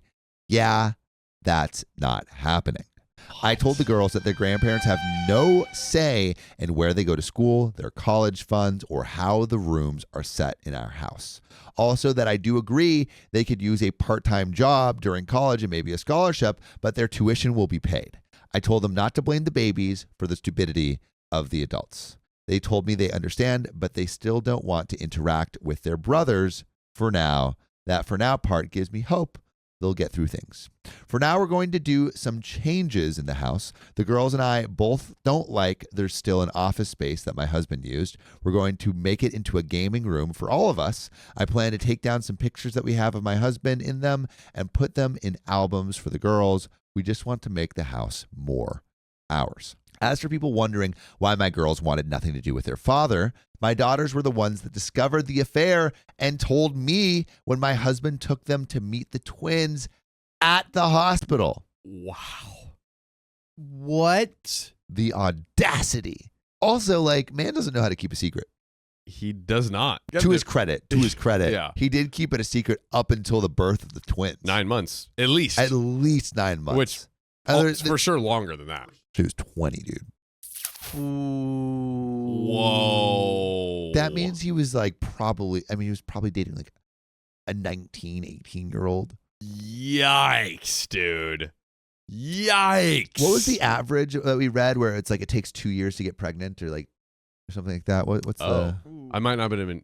I wonder if I wasn't here. There was something where it was remembering. It takes a year of trying or something to obviously it can happen first try. Yeah. But the average is it takes. Is that what you're trying to figure out right now? Sorry. I am not working on that. Okay, 30% of couples get pregnant within the first month, 60% within the 3 months, 80% within 6 months, 85% within 1 year, and then 92% within 4 years. Oh, Dana Boo says they had an affair for 4 years, starting when she was 20. Okay. Reading comprehension. Okay. Thank you, I Dana feel Boo. way better now. Thank you. Wow. Thank you. There's 24 now. Honestly, he's not that bad. Golden rule for cheating. How old was this guy though? 47. 47? Yeah, I want to Okay, say so 47. 47 divided by 2 plus 7. Oh, 27 was the Yeah. youngest Yeah, he there's could have dated. no on. shot. No shot. Not even close. He had asked them to keep it a secret, but my girls told me. After that, my husband began treating them horribly too. He burnt all bridges with the girls. Makes sense. Very tiny update, since there's some people who keep harassing me in the PMs. I spoke to a lawyer on Monday. The boys have no inheritance claim until a DNA test is done. After that, their only claim is against my in-laws. The shared account is not considered my husband's individual property, so it's mine. Oh. Same with the lake house. Since he had a personal savings account and a life insurance, which went to his parents, that will be the only thing the boys could claim. Obviously, this can be changed if it goes to trial, but the lawyer told me with how little my husband left my girls and I, there's very little chance a judge will demand our assets. The lawyer also recommended me to completely end the idea of sharing any money with the boys. That could be used against me to claim I'm taking fiscal responsibility for them and should be considered to be their guardian. So basically, if they give something, they could use that as precedent to be like, oh, well, you're their guardian, Yeah. and you should take care of them. Which kind of Whoa. sucks. Like she can't help out in any way. Yeah, it does suck. Also, I'm wondering. So like they had a lake house and stuff, and like all these assets, but he only had a $25,000 That's what I life was insurance wondering. policy. Yeah. Yeah. It was I would have that- assumed he would have had more assets. That's what I would have thought. And I imagine like a life insurance policy, like I feel like it's usually at least like maybe it was like he was paying like 10. Yeah, like 200K, like maybe he was paying 10 cents a month or something like that. But like, because I feel like I've heard life insurance range between like 10. Some of it's like 10 to like 100. 10 to like $100, and you get like a large lot. policy for that. Yeah, like I've heard of like $1 million, 10 million. Yeah. Like But with a certain lot. ones, you have to die within a certain age with certain. There's health. like specifications. Yeah. Specifications. I'm dividing the money from the shared account for my daughter's college tuitions. I'm still unsure if I'll sell the lake house or not, but neither the girls nor I are attached to it. Now, please leave me alone about the boys' inheritance. Sad as it is, my husband messed everything up for his children. I'm not responsible for them, nor do I have to sacrifice my assets to set them up for a better life. And there's another update. Ooh. There's some good news and some annoying news. Oh. The good news is the boys were safely retrieved by Child Protective Services from the maternal grandparents and will be placed in foster care until a permanent arrangement is made. I found out when it happened since their grandparents and my mother came to scream at me at work. Oh my. That's one way to send a message. In all honesty, I'm glad this happened at work and not at home. It's made me consider moving since I don't want my daughters exposed to any of this. An annoyance I had very soon after was getting a call about my inquiries into fostering and adopting. Apparently, my information was sent to Child Protective Services as someone interested in fostering the twins and eventually adopting. I immediately explained the situation between the grandparents and me, and the operator was speechless at first. She apologized for the situation and told me she would make sure I wasn't bothered about the process. Oh my God. I also got served this morning. Oh. My in-laws are suing for grandparents' rights. Oh. Is that real? Grandparents' rights are back. I feel like grandparents' rights aren't a real thing. I think we did a little bit, not too deep dive before, but from my memory, it was more talking about if the parents pass away, them like claiming the children as their guardian or something along those lines. I could Okay. be wrong though. California law recognizes the role of grandparents is a child's life and allows them to seek visitation and custodies in certain circumstances. The court will consider the following factors: bond between the grandparent and child, best interests of the child, rights to the parents. It seems like, and maybe their case is not a good one, but they can bring a case forward. It's like, hey, there are certain things where it's like, because imagine this: there's parents that are like really crappy, and they're like, no, but I want the kid, and they're putting him in an unsafe environment, and the grandparents are like, no, I'm going to sue you for the legal rights to make sure they're in my place and safe. But they didn't want the kids in the first place. Why are they suing? Suing, I think, for the older daughters. Not Yes. the twin babies. Suing for the older daughter. Yeah, because grandparents' rights. OP's cut them off, and they're like, oh, well, now we don't get to see them, blah, blah, blah. They're also suing for custody. Oh wow. So not just grandparents' rights, custody. What? But they didn't want him in the first place. No, these are the daughters. Oh, the daughters, These are the not the in-laws. twins. These are the in-laws. So there's the affair partner parents, Mhm. so the grandparents of the Yep. babies, and then there's the in-laws, OP's in-laws, The woman he was cheating with's parents, and then her husband, and her husband's parents. And Yes. her ex-husband's parents are suing for access to OP's daughters. Oh, goodness. And they're suing for custody. Apparently, they are planning to leave their assisted living, which they really shouldn't, to buy a house that allows kids to get the twins back, and now also want custody of my daughters. So they want the twins and the daughters. They want them After all. not wanting any kids at all. After not wanting by any the kids way. at all. And also, let me just reiterate, they are moving out of assisted living, which is where you go to a place where people take care of you to go on their own to take care of 4 kids. They moved into a place because they couldn't take care of themselves. And they're like, nah, I'm going to move to another place and take care of 4 kids. How does that make sense? It's not going to work. How does that make sense? It does not make sense at all. That's how. My lawyer and I both suspect my in-laws want the girls to parentify them as caretakers for the twins. Okay, so what I said previously about them wanting like assisted living, that's still true. They just don't want to pay for the assisted living and instead want the daughters to do it for them. So the daughters become their characters. The daughters take Basically- care of the twins and the parents. Yeah, the daughters are now the parents. The teen daughters are now the parents. Since my in-laws have mobility limitations, it would be a cold day in hell before that happens. I don't see Child Protective Services placing the boys with them to begin with. Not all is bad news. I'm starting therapy next week, and my eldest daughter is once again speaking about colleges she wants to go to. We still haven't really talked about their father or have had them agree to visit his grave. I myself haven't gone there, and I'm trying really hard to get used to not calling him my husband anymore.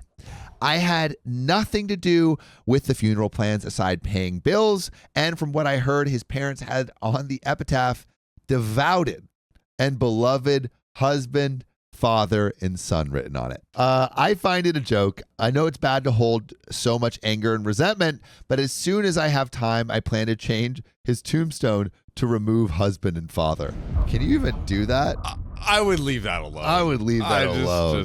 It might sound petty, but I refuse to speak well of a cheater and abuser just because he's... That feels like it goes a little bit far to me. Changing the tombstone is too much. Especially like she didn't pay for the tombstone. This was something that She paid some bills, but maybe she- not. she had nothing to do with the funeral plans aside from paying bills. And from what I heard, his parents had the epitaph devoted. So But Yeah. who's So his going to parents did. be visiting it though? Because nobody want to take these kids in, and I don't think anyone's ever going to visit this grave again. well, the parents, the parents are gonna. Are they going to notice that it says not that part? They're so old they can't even read. Yeah, dude. They're going to be like, oh, we made it. Let's crawl back home.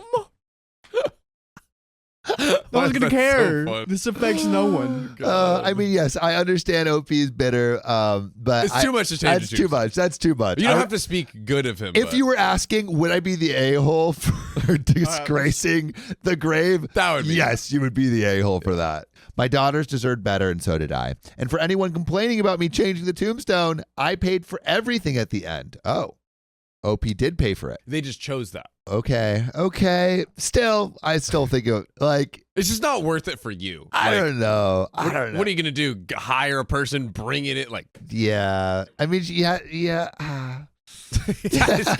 she's there at night. Tink, tink, tink. Carving away. So stick your complaints, you know where. I don't think I'll post an update until the whole mess with the grandparents' rights lawsuit is resolved. So to the kind people that have sent support to me and my daughters, thank you so much. Maybe I'll have good news in the future, but for now, I'm going back to my old Reddit accounts. To the person that private messaged me that I will regret not adopting the twins, I don't regret it one bit. Please either post a public message or leave me alone. I don't deal with cowards that use PMs to avoid being judged. There is an update. There are more comments. Oh. And right now, 82% of you are saying that OP would not be the a-hole for going in the middle of the night to take away the beloved part. No, just the husband and father part. Oh, It'll be to take away husband and father. Blank. Devout? Yeah. What is it going to say? We go back to it, or maybe Riley. So it's going to say devoted and beloved. Son. Yeah, with the big space in between it. Yeah. Going back to we got some comments. So, does everyone forget that you're a single mom with 2 kids and they want to add you 2 more and babies on top of that? Big facts. Tell them to kick rocks. Okay, External 7904 says they're only 5 months, if I read that correctly. Wouldn't it be great if some lovely couple who've been waiting to adopt could be considered to be their parents? It's very sad if they can't be with their bio family, but that's how it worked out. They could still be loved and have a great life. OP is not the a-hole. Neen Knits says kids that young whose parents died should be adoptable rather than going to foster care. Well, not long-term foster care. Whoever is their guardian should be arranging that, not OP. So this is the update from OP a month later. You guys ready? Yes, should I get into it? Let's dive right in. My mother has been shaming me since I got married and now is trying to marry out my minor daughters. Oh, boy. This just keeps getting better. Oh, boy. I can't believe I ever had to make a post about my mother, but here we are. My 45 female and my mother, 71 female, have a difficult relationship. My mother was an old school traditional wife. Trad wife. She was a homemaker, never did any work outside the house, had far more kids than what I think is healthy. 7 girls and 6 boys. Oh! What? Wait, so that's, how many is that? I can't math. Wow, 13. Jesus. I thought my grandparents were crazy with 10 kids. 13 is nuts. 13 crazy. is numbers on the board. Pumping them out. Yeah. She is originally from Guatemala and came to the U.S. when she was 14. She married my father here, had her family here, and tried to make sure myself and my siblings had old school values. Something she really failed at. Most of my siblings are as far from my mother as humanly possible. 2 of them sadly passed away. I'm the only one that stayed near to take care of my parents, and since my dad died, I've taken my mother's bills so she can live easy. She's always been a dramatic headache, especially when it came to my marriage. She babied my husband, always took his side. I only wanted 1 kid, but my husband wanted as many as biologically possible, which is something I have heard on a date I went on. She told me how many kids she wanted. I'm like, wait, how many kids do you want? She's like, yeah, I want as many as biologically and humanly possible. That's so funny. She's just trying to pump it out. No, she's just trying to get the thing on. Get that thing. Oh. See what you do? Dude, okay. See what them hands do. Dude, the best plan here, hands. Sam, is you do a snip, stay with her, and then you get an unzip zip, and then you get a zip zip, and then you get unzip zip. It's not like 100% that the snip actually unsnips. After 4 months, it's good. What do you mean? You snip, wait 4 months. What do you mean wait 4 months? It's Oh, science. you mean I You see. blow all your loads. But I heard that like it's not always reversible. And 2, like there's got to be some where it's like you still end up getting pregnant anyways. Then Like, get creative. You adopt some babies from Reddit. dude. I don't regret my youngest daughter, but after she was born, I secretly had my tubes tied. My mother always berated me for being faulty since I only had 2 children. That's not counting how she berated me for marrying old. I married at 22. She married at 16. Oh my God, dude. Oh my God. My husband was 49 when he died in a car crash recently. We share 2 daughters, 14 and 16. He was also having an affair with a girl since 2020. Yep. The girl was 24 when she died. Together, they had twin boys early this year who thankfully survived the crash. My daughters found out the affair first when their father took them to the hospital to meet the babies and told the girls to keep it a secret from me. They didn't, and my husband became abusive towards them and myself. We were in the divorce process when he died. Yeah, that's absolute insanity. So when my husband's affair came out, my mother blamed me. She said it was because I was a working woman that didn't please her husband, Oh, that I didn't give him enough children, that I wasn't pretty anymore. I'm not going to say I'm super attractive, but I think I look good for my age. I've kept my weight well enough, and I look relatively young for my actual age. But no, according to my dear mother, I wasn't good enough for my husband, who needed a girl closer in age to our daughters than to him. She also was on the group of people angry at me when I refused to adopt my husband's affair children. Her newest crazy is she's trying to find husbands for my daughters. stop. Mainly focus on my eldest. This crazy plan started this week when my eldest came out to us. I had an idea, and I'm happy she felt comfortable enough in this massive mess we're in to still tell me and her sister. My daughter also decided to tell my mother about it. My mother just ended the call, then called me to scream about how confused and sick my daughter is. She linked me to conversion camps, psychologists that claim homosexuality is a sickness, wackos in my opinion, political articles, etc. She even wanted to see about doing an exorcism. Oh my God. Have you ever been on exorcism YouTube? I know no. a guy that does exorcisms. Dude, let's That's go on crazy. a show. Yeah. Dude, Let's get exorcised. just get exercise. Yeah, clear the bad juju in Do you guys ever feel this like you room. have one inside of you? I told her to stop it or she would be no contact with my in-laws. She stopped for literally 24 hours. Next thing I get is a Facebook message from a man in his mid-20s asking if it was true that I was looking to marry out my 16-year-old daughter. I told him he was sick and blocked him. I got 6 more through the night.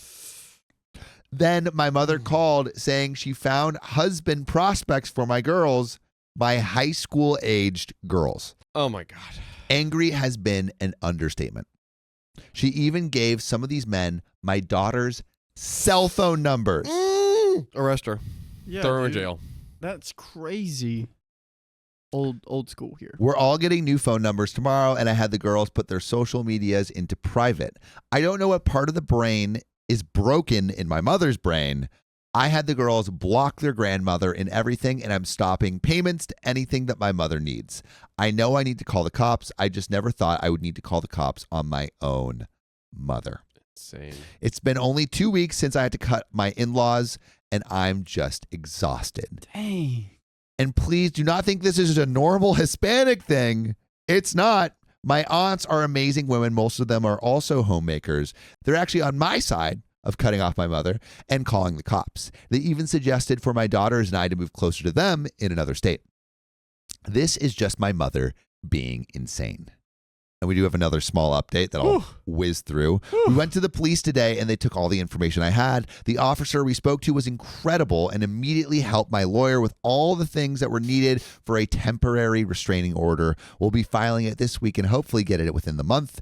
After, we'll focus on a permanent restraining order. This is on my mother and any third parties on her behalf. The officer was also kind enough to offer to check in on us and our house at least once a day. School has also been notified of the situation, and one of my brothers is going to come live with my daughters and I until we decide if, where, when we move.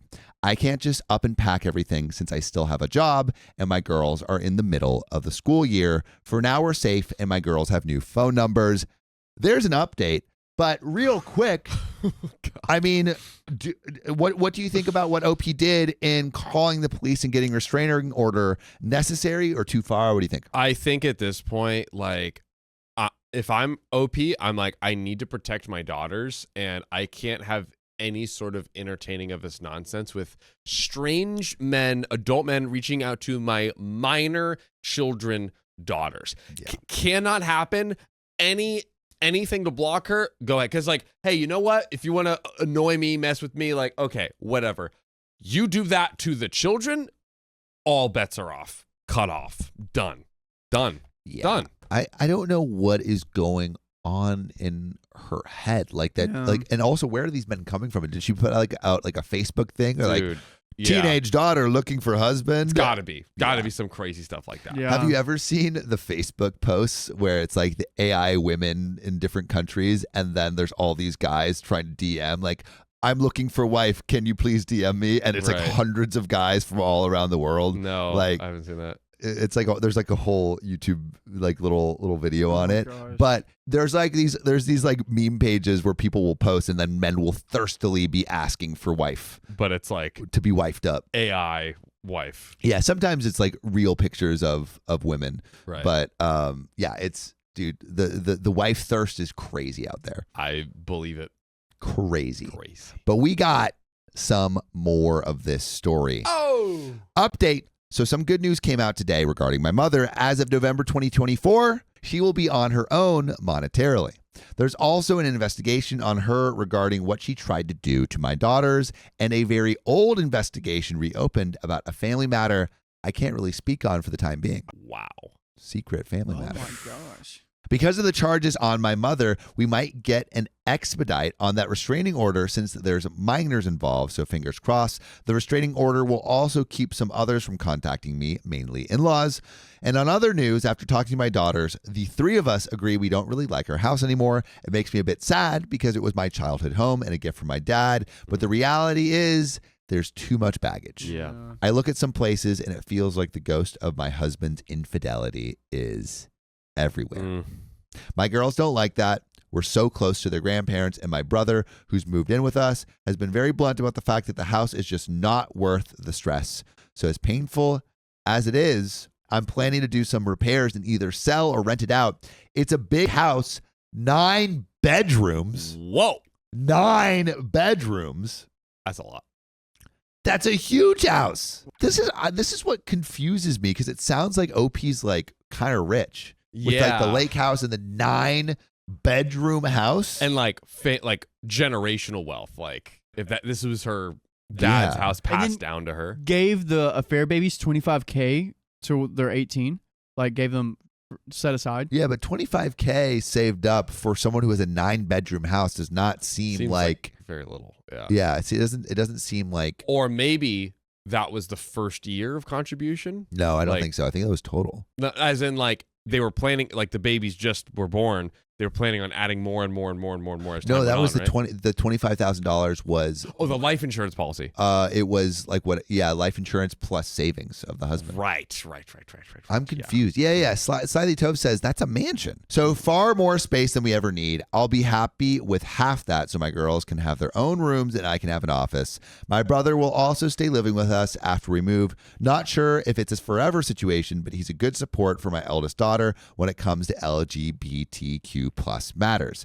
I have to admit, I know the bare facts. While my brother is gay and came out almost 30 years ago, he's been a fountain of advice about resources and given her advice, especially after my mother's stunt. My youngest has also started to do better. She's back to talking as usual and seems less scared about going out. She's very excited about looking for a new house with me. She wants the perfect yard, so we'll see what we can find. My job offered a transfer out of state, also an international transfer, but that one is more likely a no for me. So a new beginning will do us good. By the way, what will do you good is joining us live every weekday, 3 p.m. PST. Just tap our profile.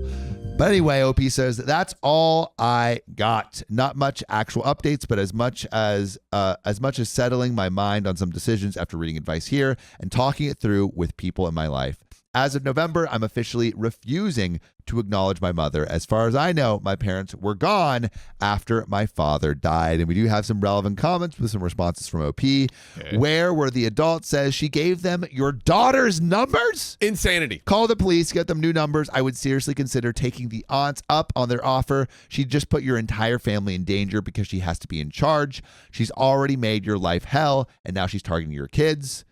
Full on mama bear time. Lap steel Dakar with emphasis on the bear part. All teeth and claws. What the F is wrong with your mother? Their grandmother is doing this. Fresh Dork says, yeah, this is felony level insanity. Grandma's gone off the chain. Barbecue's Ribs says, grandma is attempting to spicy sleep traffic OP's underage children. What if she goes to jail? I mean, she could. Like, Yeah. Yeah, dude. Wow. There's another update. Stop it. We got an update 1 Oh. month later. Hey, everyone. Some people have been asking me for updates, and to be sincere, I had nothing until today. To start things off, cousins from my ex-husband's side of the family took the boys in. Thank God. I know them. They are lovely, and I know they'll give the twins a great life. The new parents, calling them Matt and Kim. I like that. It's a good What? band.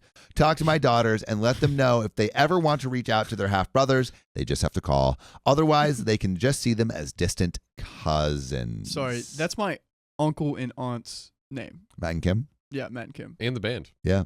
Daylight, we come, they do. I didn't know- that's a band too? Yeah, dude. What? I would play it for you, but I don't want to get Yeah. Copyrighted. copyright. I'm Play it gonna send later. that. Thank you for letting me know that. It's a good song. It's a good Yeah. song. My girls thanked them, but insisted they don't really want a sibling relationship at this time, but that maybe as cousins, it will be okay. I did offer them the money from the shared account since they are family, and they said not to worry since they don't need it. Kim even insisted I use the money for a vacation for my girls and I. Apparently, I look like the living dead. Oh. They also set very strict lines with my in-laws and the parents of my ex's affair partner. They can see the boys, but they won't be seen as grandparents. This apparently caused a big fight with the affair partner's parents. Matt and Kim then cut them off. Couldn't see the daylight. Again, threats of suing for grandparents' rights were thrown around, but it went nowhere. That's how I found out why the affair partner's parents couldn't take the boys permanently. The father is a convicted felon in an abuse case. I won't share the details out of respect, but if what Matt and Kim told me is true, I am glad the boys won't grow up around with that man as an example. The only reason his wife had temporary guardianship was because of the sudden death of the parents and the process to find a relative to raise the boys. She would have had to live from her husband to allow permanent custody, and she wasn't willing to do so. My ex-in-laws did figure threats were not going to work, so they agreed to be great uncles instead. Good for them, I guess. They now want me to let them live with me, and the girls, since they left assisted living recently, and now the place they were in doesn't have an opening. This place has a long wait list, and the only reason they got in originally is because my ex and I offered to pay 5 years in full. You're joking. They must be so rich. 5 years in full? That's crazy. That's crazy. Wait, I don't understand how he only had $25 to give in Okay. personal. OP, crazy rich. Him, not rich. So while Yeah. they're married, she's like, okay, we're splitting equal, whatever. But he had no personal That's money. crazy. I'm guessing. After everything they put my daughters and me through, I would rather burn the money in a grill than spend it on them.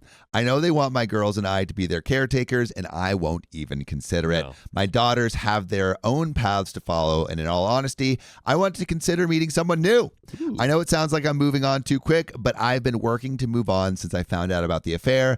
I don't think my ex deserves me to go through a mourning period. I already mourned our relationship. At least that's what my eldest daughter said, funny enough. She's been encouraging me to go out and meet someone. We still have that custody lawsuit from my ex-in-laws going and a few other issues, and I will update when I have more, but I wanted to at least let everyone know the boys are safe and together. And we got some relevant comments. Maroon Grad says, you and your daughter sound really well adjusted. I'm glad the boys landed in a safe place and can still have some sort of friendly family relationship with their half-sisters. Which I agree. I feel like that's like a really, really good place for things to settle. Very glad to hear about that. I think this is beyond my best expectations for this event, and I am happy for everyone, especially for the soon-to-be homeless / not in as nice a home ones. And OP responds, they should be well enough monetarily to afford a new place, so they'll be fine. They might be horrid, but if they were to go homeless, I would put the money to at least get them a relatively comfortable facility. It's really up to them what they do now. And Maroon Grad responds, and best of all, it's 100% no longer your circus or monkeys. Anytime you think about helping them out / spending money on them, take the cash you have spent on them and invest it into savings for your kids. OP responds, that's really the plan. My brother and I are talking about some plans for investment, so we'll see how it goes. If it goes well, my girls might have a good start to adult life. And Lizzie Oat says, if they were to go to homeless, I would put the money to at least get them a relatively comfortable facility. Responds to this and says, Honestly, I would rethink this stance. You tried to ensure they weren't homeless before, and they still tried to make sure they'd be homeless in order to get you to take them in. They seem like the type that's completely willing to shoot themselves in the foot repeatedly if it means a chance at manipulating you.